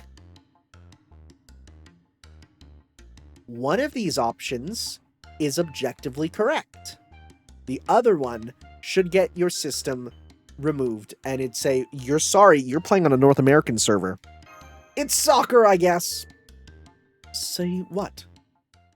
I guess you do use it with anything but your hand, yeah? Let's go over the plan one more time. Our goal is to win the Shakta tournament, meet with the King of Dinosaurs, and gain permission to cross the plains. To do that, we're going to need to befriend a strong Shakta player and convince them to let us join their team. Do we all understand the plan? This seems really ambitious, and we have to win. Yeah, it's not enough just to participate. If we want to see the king, we're gonna win the whole thing. That's why befriending a strong Shakta player is part of the plan, Marine. If I'm not mistaken, sports were a major ceremony in Mayan civilization as well. Apparently, a warrior was not considered worthy unless they could best their opponents in sports as well as combat. Tell us, Tepu, how many players are there on a Danos Shakta team? Are matches played 2-on-2? 4-on-4? Why would we hold an important ceremony with so few players? It's 11-on-11, just as you'd expect. I'm sorry, but could we just abandon the pretense here and just start calling it soccer already? I understand how you feel, Mash. I even agree with you. Nonetheless, with teams that size, it's entirely possible that some teams lack the necessary number of players to compete. Fortunately, that may well give us the opportunity we need to join a team. So I guess we just gotta go into the city and look for Shakta players. Let's see, the ritual's tomorrow, so we have only today. Luckily, I'm pretty sure the days in Mictlan are twice as long as ours, so we ought to be okay as long as we hustle. Good point. We should get going now. Father Kudamine, would you disguise us as Danos again? Of course. I've spent the last day refining my disguise sacrament. Last time, we all wholly looked like dinos, but this time I've made it so we'll only look... Okay. We'll only look like Danos to other Danos. Really? So neither Tanner nor Mash will look like Danos to me? Correct. That goes for me as well, of course. Well, young miss, do you think you'll be able to accompany us now, despite your dislike of Danos? Okay, I'm willing to compromise. What's more, you and I are going to have a competition of our own, Mash and Tanner. Okay, you're on. I don't care what it is. Senpai? Looks like I don't have to say anything more. Exactly what I'd expect from Kalia's master, though I don't really know why. There's nothing to be surprised about, Mash. Of course, finding the winning team is a competition in itself. I'm going to try and ensure the team I choose wins the whole ritual. You and Tanner are going to go do the same with the team you choose. As long as one of us wins, we'll still get an audience of the King of Dinosaurs, so if anything, this only increases the chance of our plan succeeding. We're playing a soccer match against the frickin' foreign god. This is so stupid. Now I see. There is a total of 8 teams taking part in the ritual. Ritual? Yeah, I guess it's a ritual, but still. So the more teams we can infiltrate, the greater our odds of being granted an audience. I think this idea of splitting up and searching for different teams to join is a very good one. Very well, Tanner and Mash will be one team, Young Miss and myself another, and Tepu and Marine the third. Got it! I play soccer with the other Marines all the time, so I'll make sure I find a good team. Let's meet back here when the sun reaches the 4th stratum. It'd be best if we stayed abreast of one another's progress. Okay, let's find ourselves a winning team. This is ridiculous. What the frick is this game's story? This might be one of the most ridiculous plot points I've ever seen. I love it. We're going to get soccer teams, and we're battling assassins along the way? Sure. Why not? Freaking who cares anymore? I don't care anymore.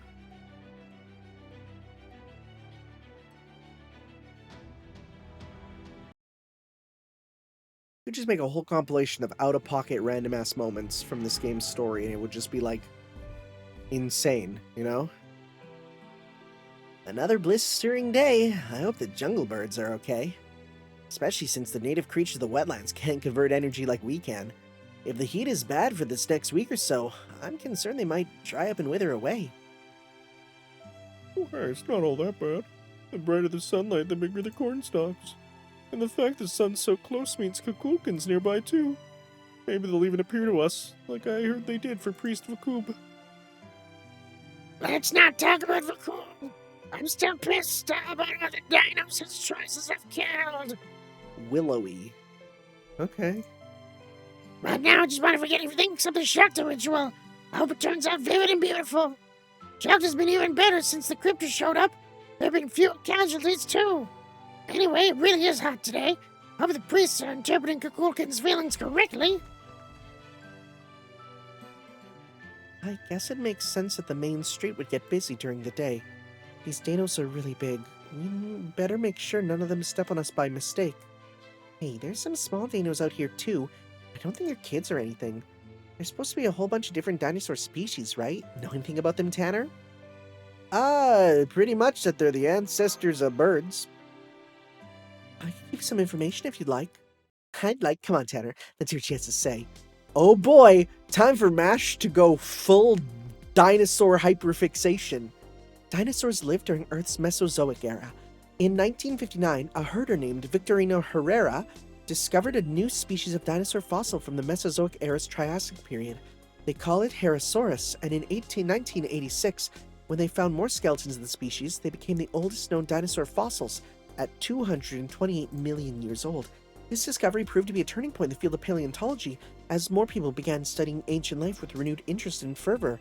After years of research, they discovered that the supercontinent Pangaea began to significantly break apart 50 million years after Herrerasaurus' time during the Jurassic period, and that the dinosaurs that lived on the now separate continents had evolved significantly to adapt to their new environments. Among these evolutions, the most notable was probably the gigantification of certain species. This period is when large dinosaurs like Apatosaurus first appeared, as well as the truly enormous 30-meter-tall Supersaurus. 55 million years later, during the Cretaceous period, dinosaurs were unchallenged in their position at the top of the food chain. Oh my god, she brought out the blackboard. Let's go! We're doing this! The Tyrannosaurus rex, perhaps more commonly known as the T-Rex, is without a doubt the best-known dinosaur of all. It's arguably the superstar of the prehistoric world. The Triceratops was the most famous ceratopsian, the motherly Maiasaura. The long-necked Diplodocus, a sauropod, the adorable Parasaurolophus with its distinctive crest. For airborne species, we have the famous pterodon and the Quetzalcoatlus, the largest flying dinosaur ever discovered. Hey, do you want to be freaked out? Type Quetzalcoatlus into Google and go to images. There's people who have remade models of what they look like. You will be, when they say the largest flying dinosaur, I don't think you're ready for how big Quetzalcoatlus was. For aquatic life, we have the Mosasaurus and the Kronosaurus, a species somewhat similar to crocodiles that was one of the deadliest predators of all time. What about Leopleurodon, Charlie? Some of you might have just got a flashback. And that is a small sample of the many species of dinosaurs who lived on Earth in the Cretaceous period. What about Edmontosaurus? What about Albertosaurus? Come on. But the dinosaurs' reign ended during the time of the Cretaceous period, and one of the Big Five extinction events. I'm sorry, there are... what? Wait, what's this topic? Big Five extinction events. What is this? Big Five extinctions. The Ordovician Silurian extinction. 440 million years ago, small marine organisms died. Devonian extinction. I didn't know there was stuff before Devonian. 65 million years ago, Permian Triassic extinction, Triassic Jurassic extinction, and Cretaceous Tertiary extinction. What species survived all five of them? Tardigrades. Okay. I'm Googling stuff that I don't know about. Yeah, this is too much for me. Okay, interesting. It was the fifth of these that wiped out the dinosaurs. But I thought it was the... Was the Ice Age a part of it? No, you know what I think it is? I think it's literally just me thinking of that one line from Batman and Robin. What killed the dinosaurs? The Ice Age. That's all I'm thinking about, right? Along with most of life on Earth at the time. Yeah, Big Five? Yes, that's what the 5 mass extinction events of Earth's history are generally called. This is new to me. The fact that I googled this and didn't get freaking Nasuverse stuff and got real life stuff is terrifying. They include abnormal climate, major changes in sea levels, fluctuations in the Earth's crust, meteor collisions, and a global ice age. The event that wiped out the dinosaurs is said to be the Cretaceous-Paleogene extinction event, in which a large meteorite collided with Earth and caused a heat wave that spread across the entire planet. Dinosaurs disappeared from Earth after that. Our mammalian ancestors appeared shortly after. And now, approximately 6 million years later, we have modern humans. So even though humans and dinosaurs lived on the same planet, we could be said to be from different worlds. Our environments were much too different for us to ever coexist. I'm so happy we had a chance to meet dinosaurs like Tepu in this Lostbelt. How do you mention it? You're pretty taken with him, huh? Taken? I don't think I'd say that. He's just very, very smart, so I always end up leaning on his expertise. Gotcha. So these dinosaur things were our predecessors, but by a really long time. So Mash, let me ask you something. Which dinosaur was the most dangerous? Oh, and that doesn't necessarily mean the strongest. I mean the wildest, cleverest, most deviously tenacious. I know dinos aren't completely equivalent to the proper human history's dinosaurs, but even so, it'd be good to know in advance what the worst kind we could meet is, right? A Spinosaurus?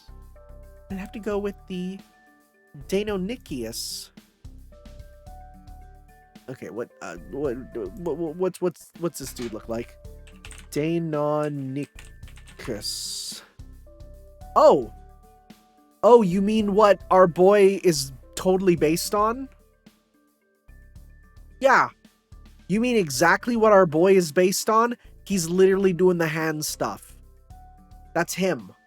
That's Tepu. Okay. That's just Tepu, but alright. They aren't very big, but they're very intelligent and vicious, possess sharp talons, travel in packs, and there's evidence of them having hunted and eaten dinosaurs much larger than themselves. That's Tepu! There are even famous scary dinosaur movies with velociraptors, whose appearance in the movie was based on Deinonychus. Oh, right. Isn't there a thing like velociraptor is like a catch-all term and not a specific species? Fortunately, there aren't any dinos in this Lostbelt which are connected to Deinonychus. I'm sorry, do you not see who's beside us? But if there were, I'd no doubt they'd be the mafia of the dinosaur world. Wow, Mash, you're like a walking encyclopedia. Oh no, I'm sorry I rambled for so long. Let's get back to the subject at hand, Master. Tepu was actually kind enough to give me a tip about where to find a member of a well-known Shakta team. He said we should be training at the Shakta Shrine in preparation for tomorrow's ritual. He also said anyone can visit the shrine on weekdays. Let's go check it out now. Sorry, weekdays? They have a 7-day calendar? That's confusing in a number of ways. What's rotating?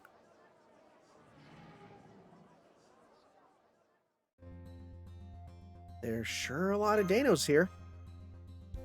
Yes, I see a number of Shakta players warming up here. I swear on me giblets, if these dinosaurs are going to be wearing jerseys. All the Danos are so kind and mellow. I'd bet even the most intense Shakta rivalries have been marked by warmth and mutual respect. I mean, this world hasn't been cursed with the corruption that is the FIFA Institute, so hey, it must be great, actually. So they're all friendly and polite and stuff? Sounds like great sportsmanship.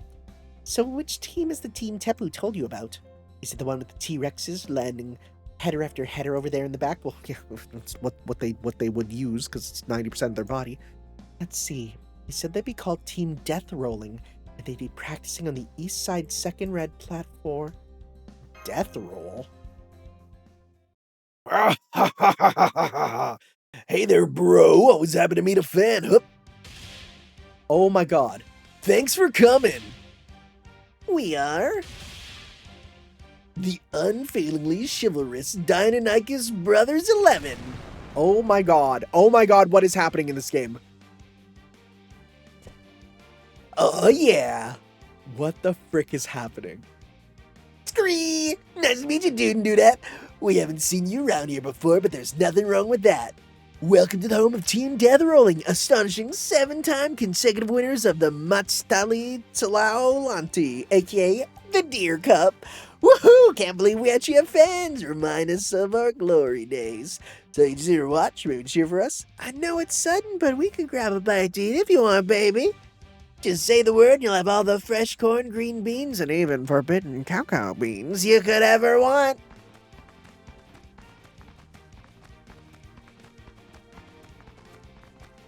I feel like I'm playing a shitpost game. Like I feel like this is like Hatoful Boyfriend for dinosaurs, you know? We were actually hoping to join your team.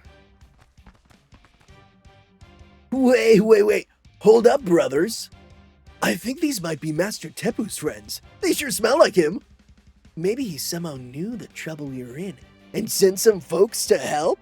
Gotta be, but we still have our pride. We're 7-time champs. We can't accept Master Tepu's help just like that. Not even if we've lost 200 rituals since he left. He was one of them since he left. All right, rookies, on the field. We gotta see how good you can move. With our own 2 legs. Scree! Let's do this, bros!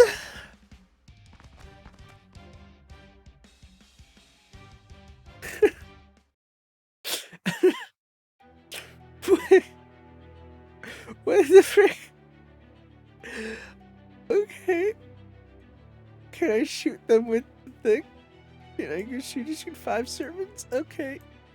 Okay, let's go with you because you're real strong. Habitat needs to be added for some reason. Okay. This is silly. Big attack on you. No, I want your single target. Let's go AoE.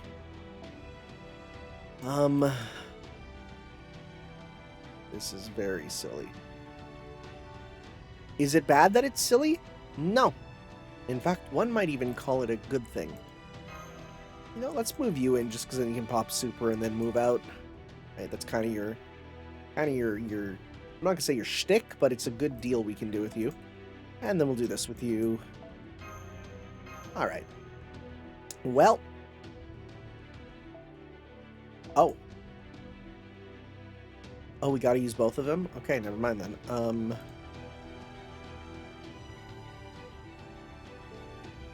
Okay, whoops. No, we'll stick with you. Get rid of you. Mash gotta be starting. You can't move. Okay. Okay. Oh, something that was a thing that I didn't even notice. Lord Camelot. Yep. It's back to being like a proper name, kind of. Right? I'll give you... Sure. Right, do some stuff. Okay, let's go. I hope it's like all of them on the field at once and we can just immediately explode them and it'll be very silly. That would be nice. It probably won't be, but...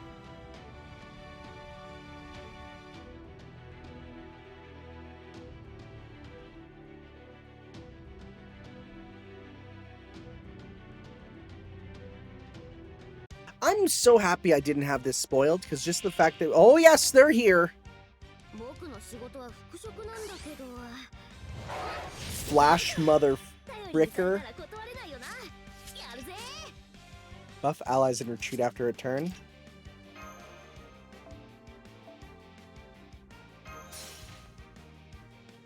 This. What we're gonna do is we're gonna go this. This. Does this raise it for everyone on this turn, or is it... Oh, only on when you're on a field. Okay, so we won't be able to do it this turn. We can then do extra attack for you. Extra attack, extra attack, extra attack. Okay, and let's go 1, 2, 3. All right, Arcuid. Attack and kill these dinosaur football players. I called them football, son of a gun. It's soccer.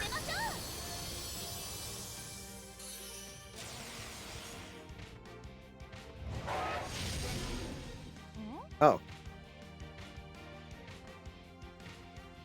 Well, that's fine.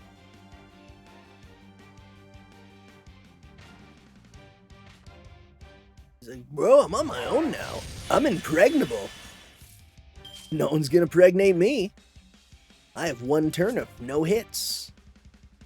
Am I invincible at the end of each turn? Well, that's annoying. Well, it's a good thing we have Ignore Invincible with you, so we'll do that there.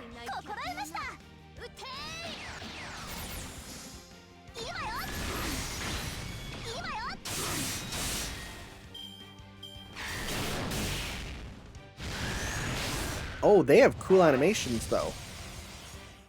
Okay. Ignore Invincible, right? Yep, okay. 1, 2... let's go 1, 2, 3. Let's get that higher crit chance. Okay, let's see.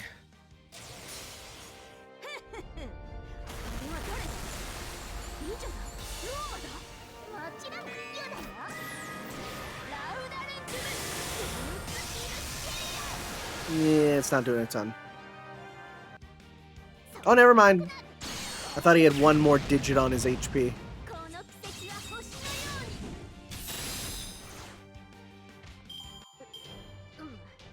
Okay. Well. Thank you. And we get some scales.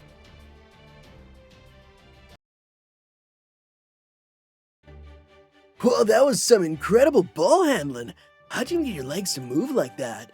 You were like a cornstalk rustling in the wind, or like a Toktli, a rabbit, racing across the plains. Bro, I can't believe such amazing players want to join our team. We're so lucky. Oh, so you're Tanner and you're Mash?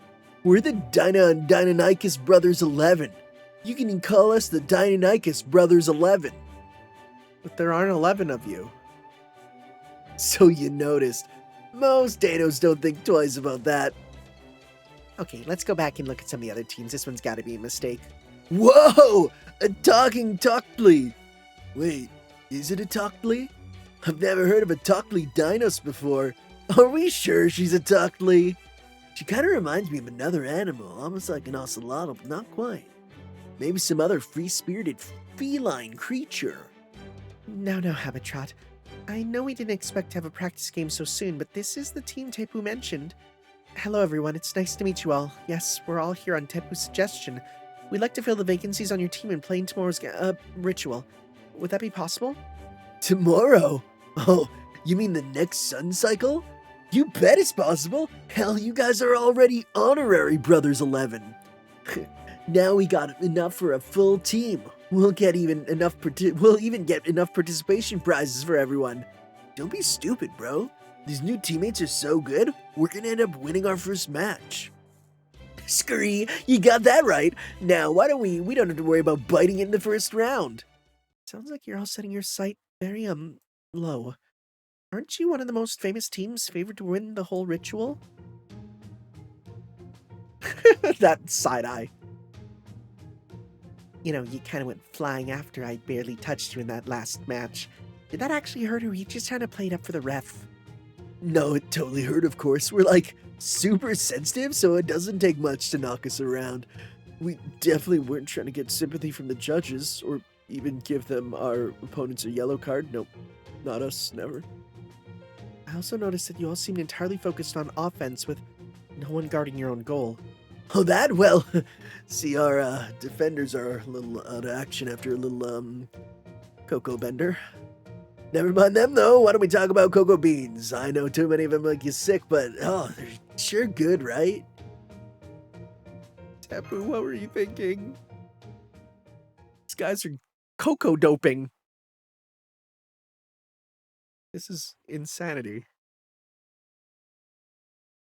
Okay. Guess we're doing this.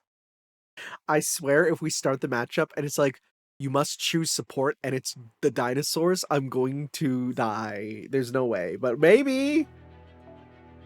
What are we doing? It'll be a long ass video, but I don't care. I need to keep playing. Okay, 10 more sets just like that one. Bring the ball to the middle of the field without dropping it. You there, what? Where's the hustle? Anyone slacking off will have to do the bow pose until their legs fall off. I swear by my own trainer, the great King Leonidas, that I will make you into proper Spartans. I had no idea Big Sis Mash was so scary. Thank you, King Leonidas.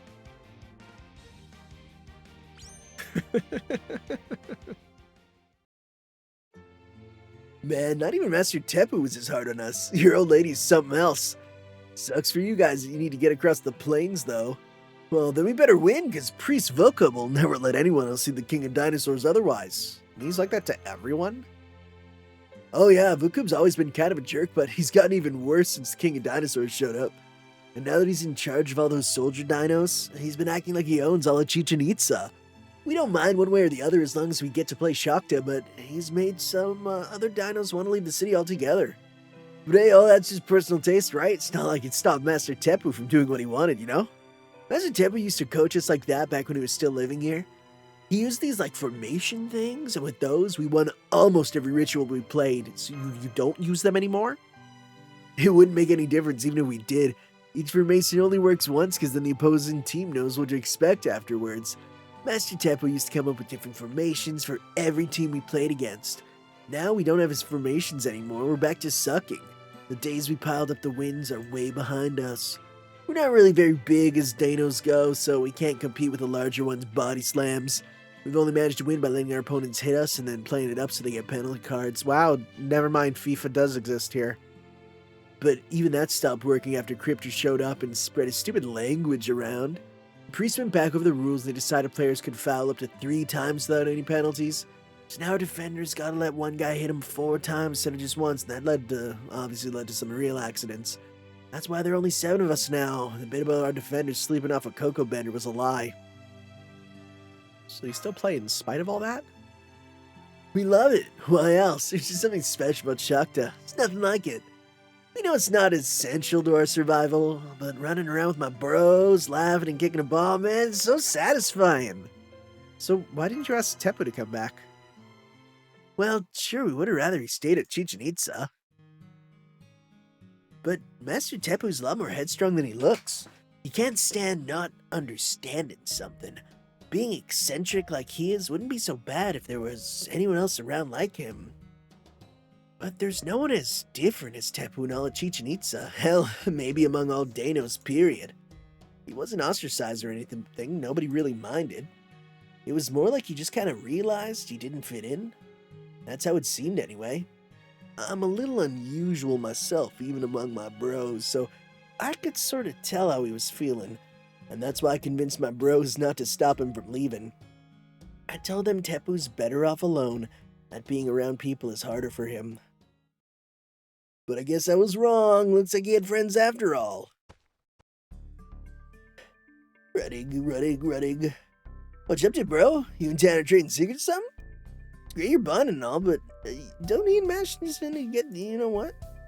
As far as I can tell, they don't have theirs yet. You know what? Oh yeah, it's obviously didn't even think to mention it. Tanner and Mash, you don't have your own Shakta balls. Everybody's gotta have at least one to offer to the sun. I'd give you my spare if I could, but Kukulkan will get pissed if your ball's not brand new. So go get the materials quick. Find the sticky trees in the woods west of here. Make sure you and Mash each get one, Tanner. With you guys on our team, I think we'll have a real shot at enjoying the ritual for the first time in a while. Okay. Guess we're off to go get material to make our own soccer balls for the big game. Which we will again be fighting U-Olga Marie and Kodomine Kire, along with a dinosaur and a Nemo Marine. Okay. Alright. Yeah.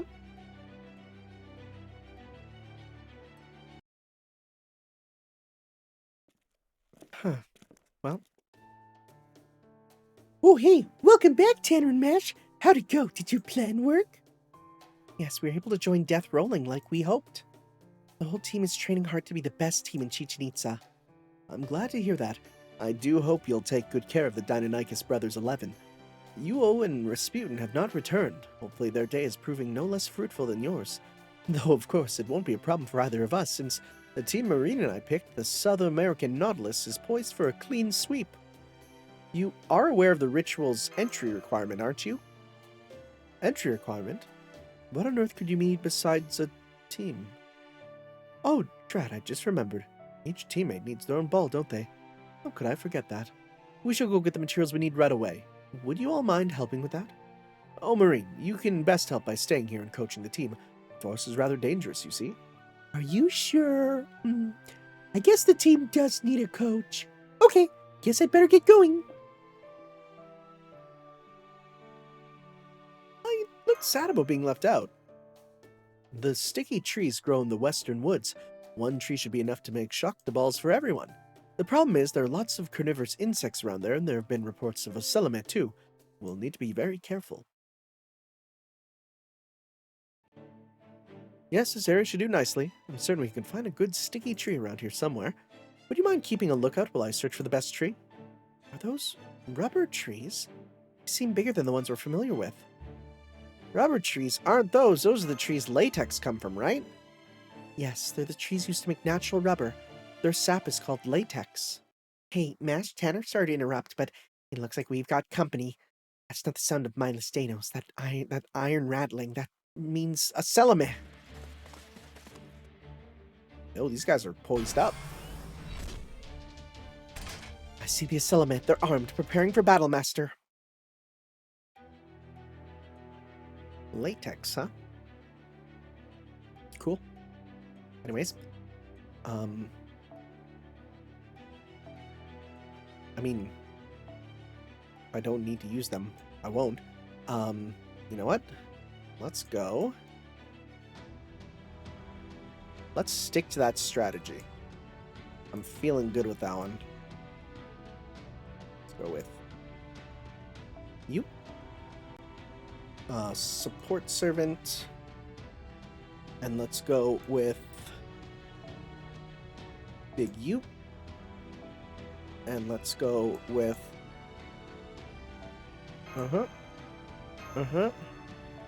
and just to be careful, could we go? Does this give increased NP gauge? No, it's not what we want. We want blue. Yeah, that's what I want. Okay, good. All right. Let's do this.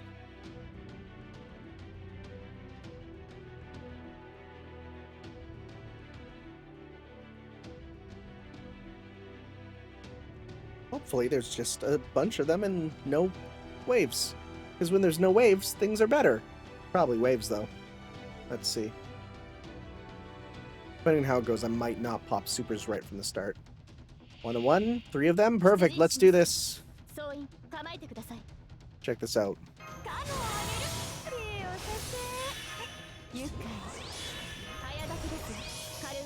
100 on you, very good.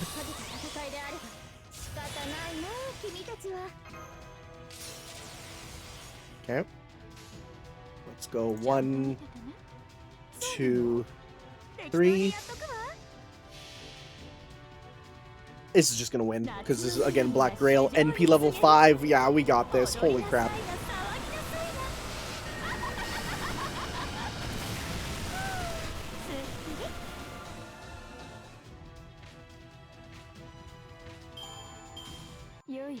Shortest battle ever.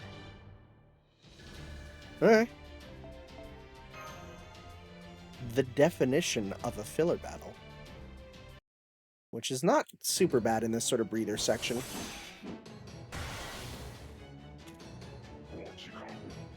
Yeah, they're making noises.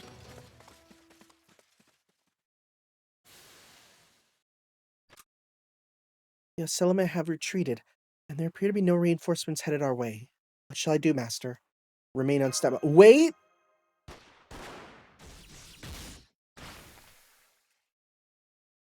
Master, those gunshots. Yeah, come on, Mash, let's go. What's going on?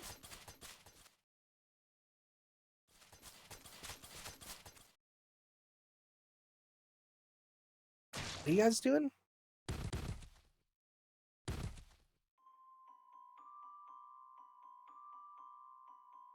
Okay, so you're clearly the same artist as that mysterious servant we saw. But who?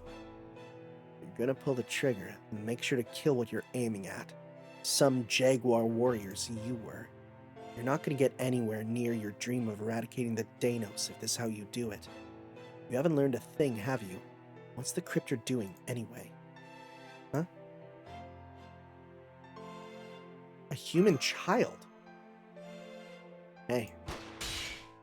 Look out, Master, he has a gun. Please get behind me.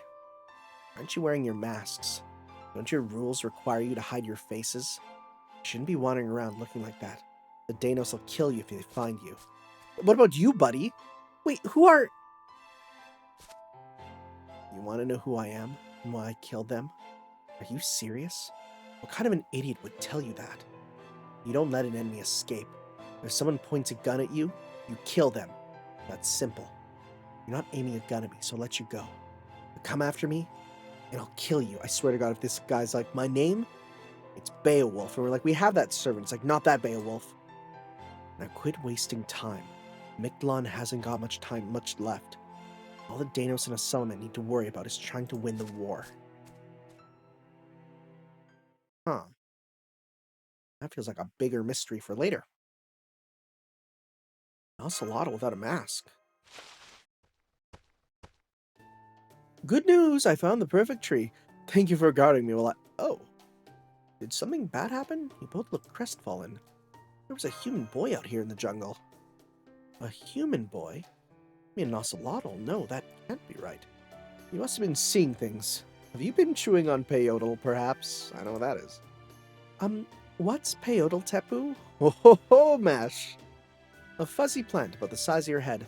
The priests are fond of chewing it for the hallucinations it gives. Anyway, we should be heading back. We still have to make enough balls for everyone before the ritual begins. Ah, yes, I guess you're right. I'm still wondering who that boy was, but right now we need to focus on rendezvousing with the Stormborder.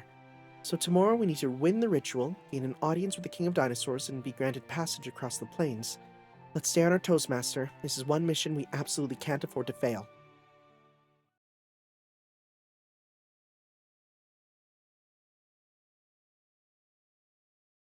Okay.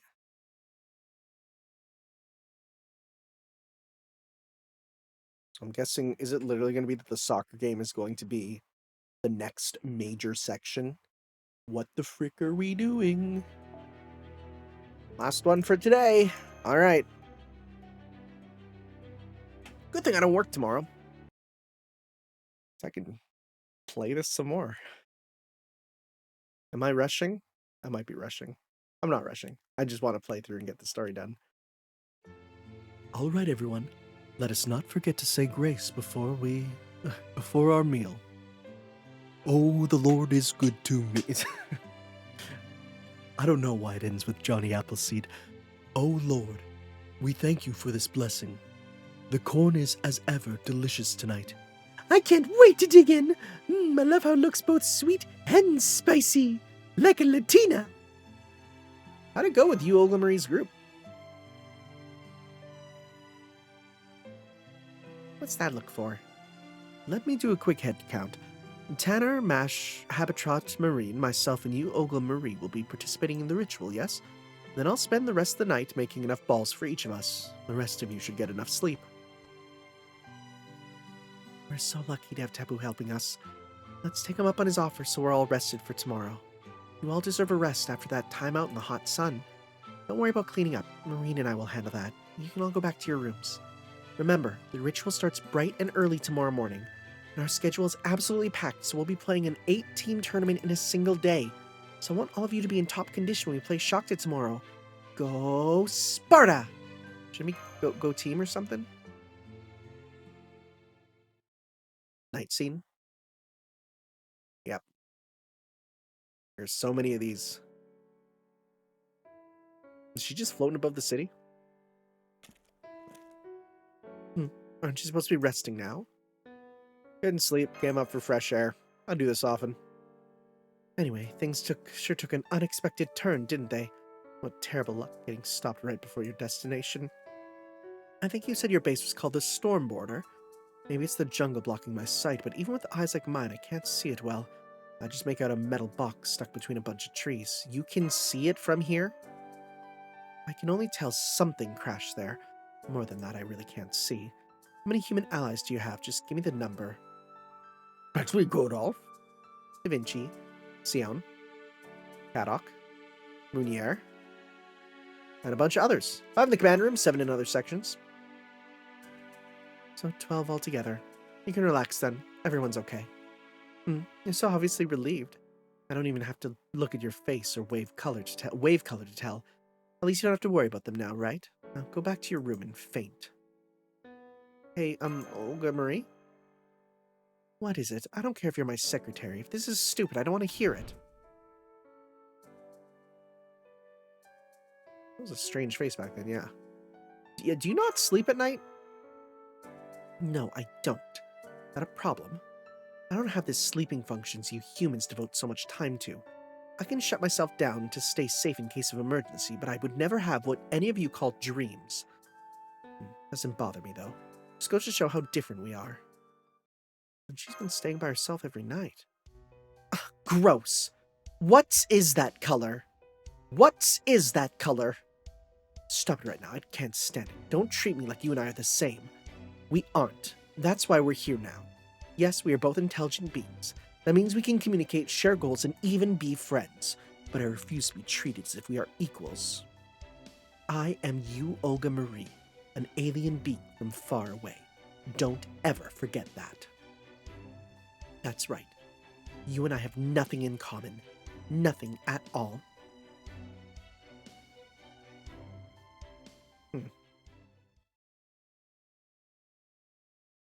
I wonder if we'll ever go back to things the way they were. Okay.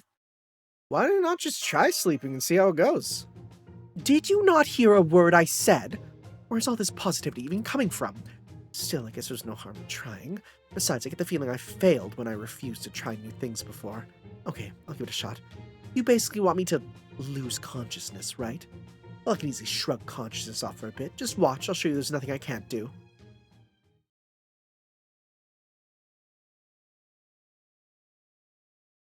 I swear if we come up and she's just standing up or something. Like, oh no, lay down, please. Well, section complete. Burn the flaming striker. What the frick? Well, we didn't get to see Kukulkan, meaning I don't actually get to use that artwork, which, I mean, I've shared before, so it's not too crazy. But, okay. We're continuing on with some more. Next time, guys, I will see you then for some more Let's Play Fate Grand Order as we do a frickin' soccer tournament. What are we doing? We're dinosaurs playing soccer. Alright, guys, I'll see you then. Ciao. Yo.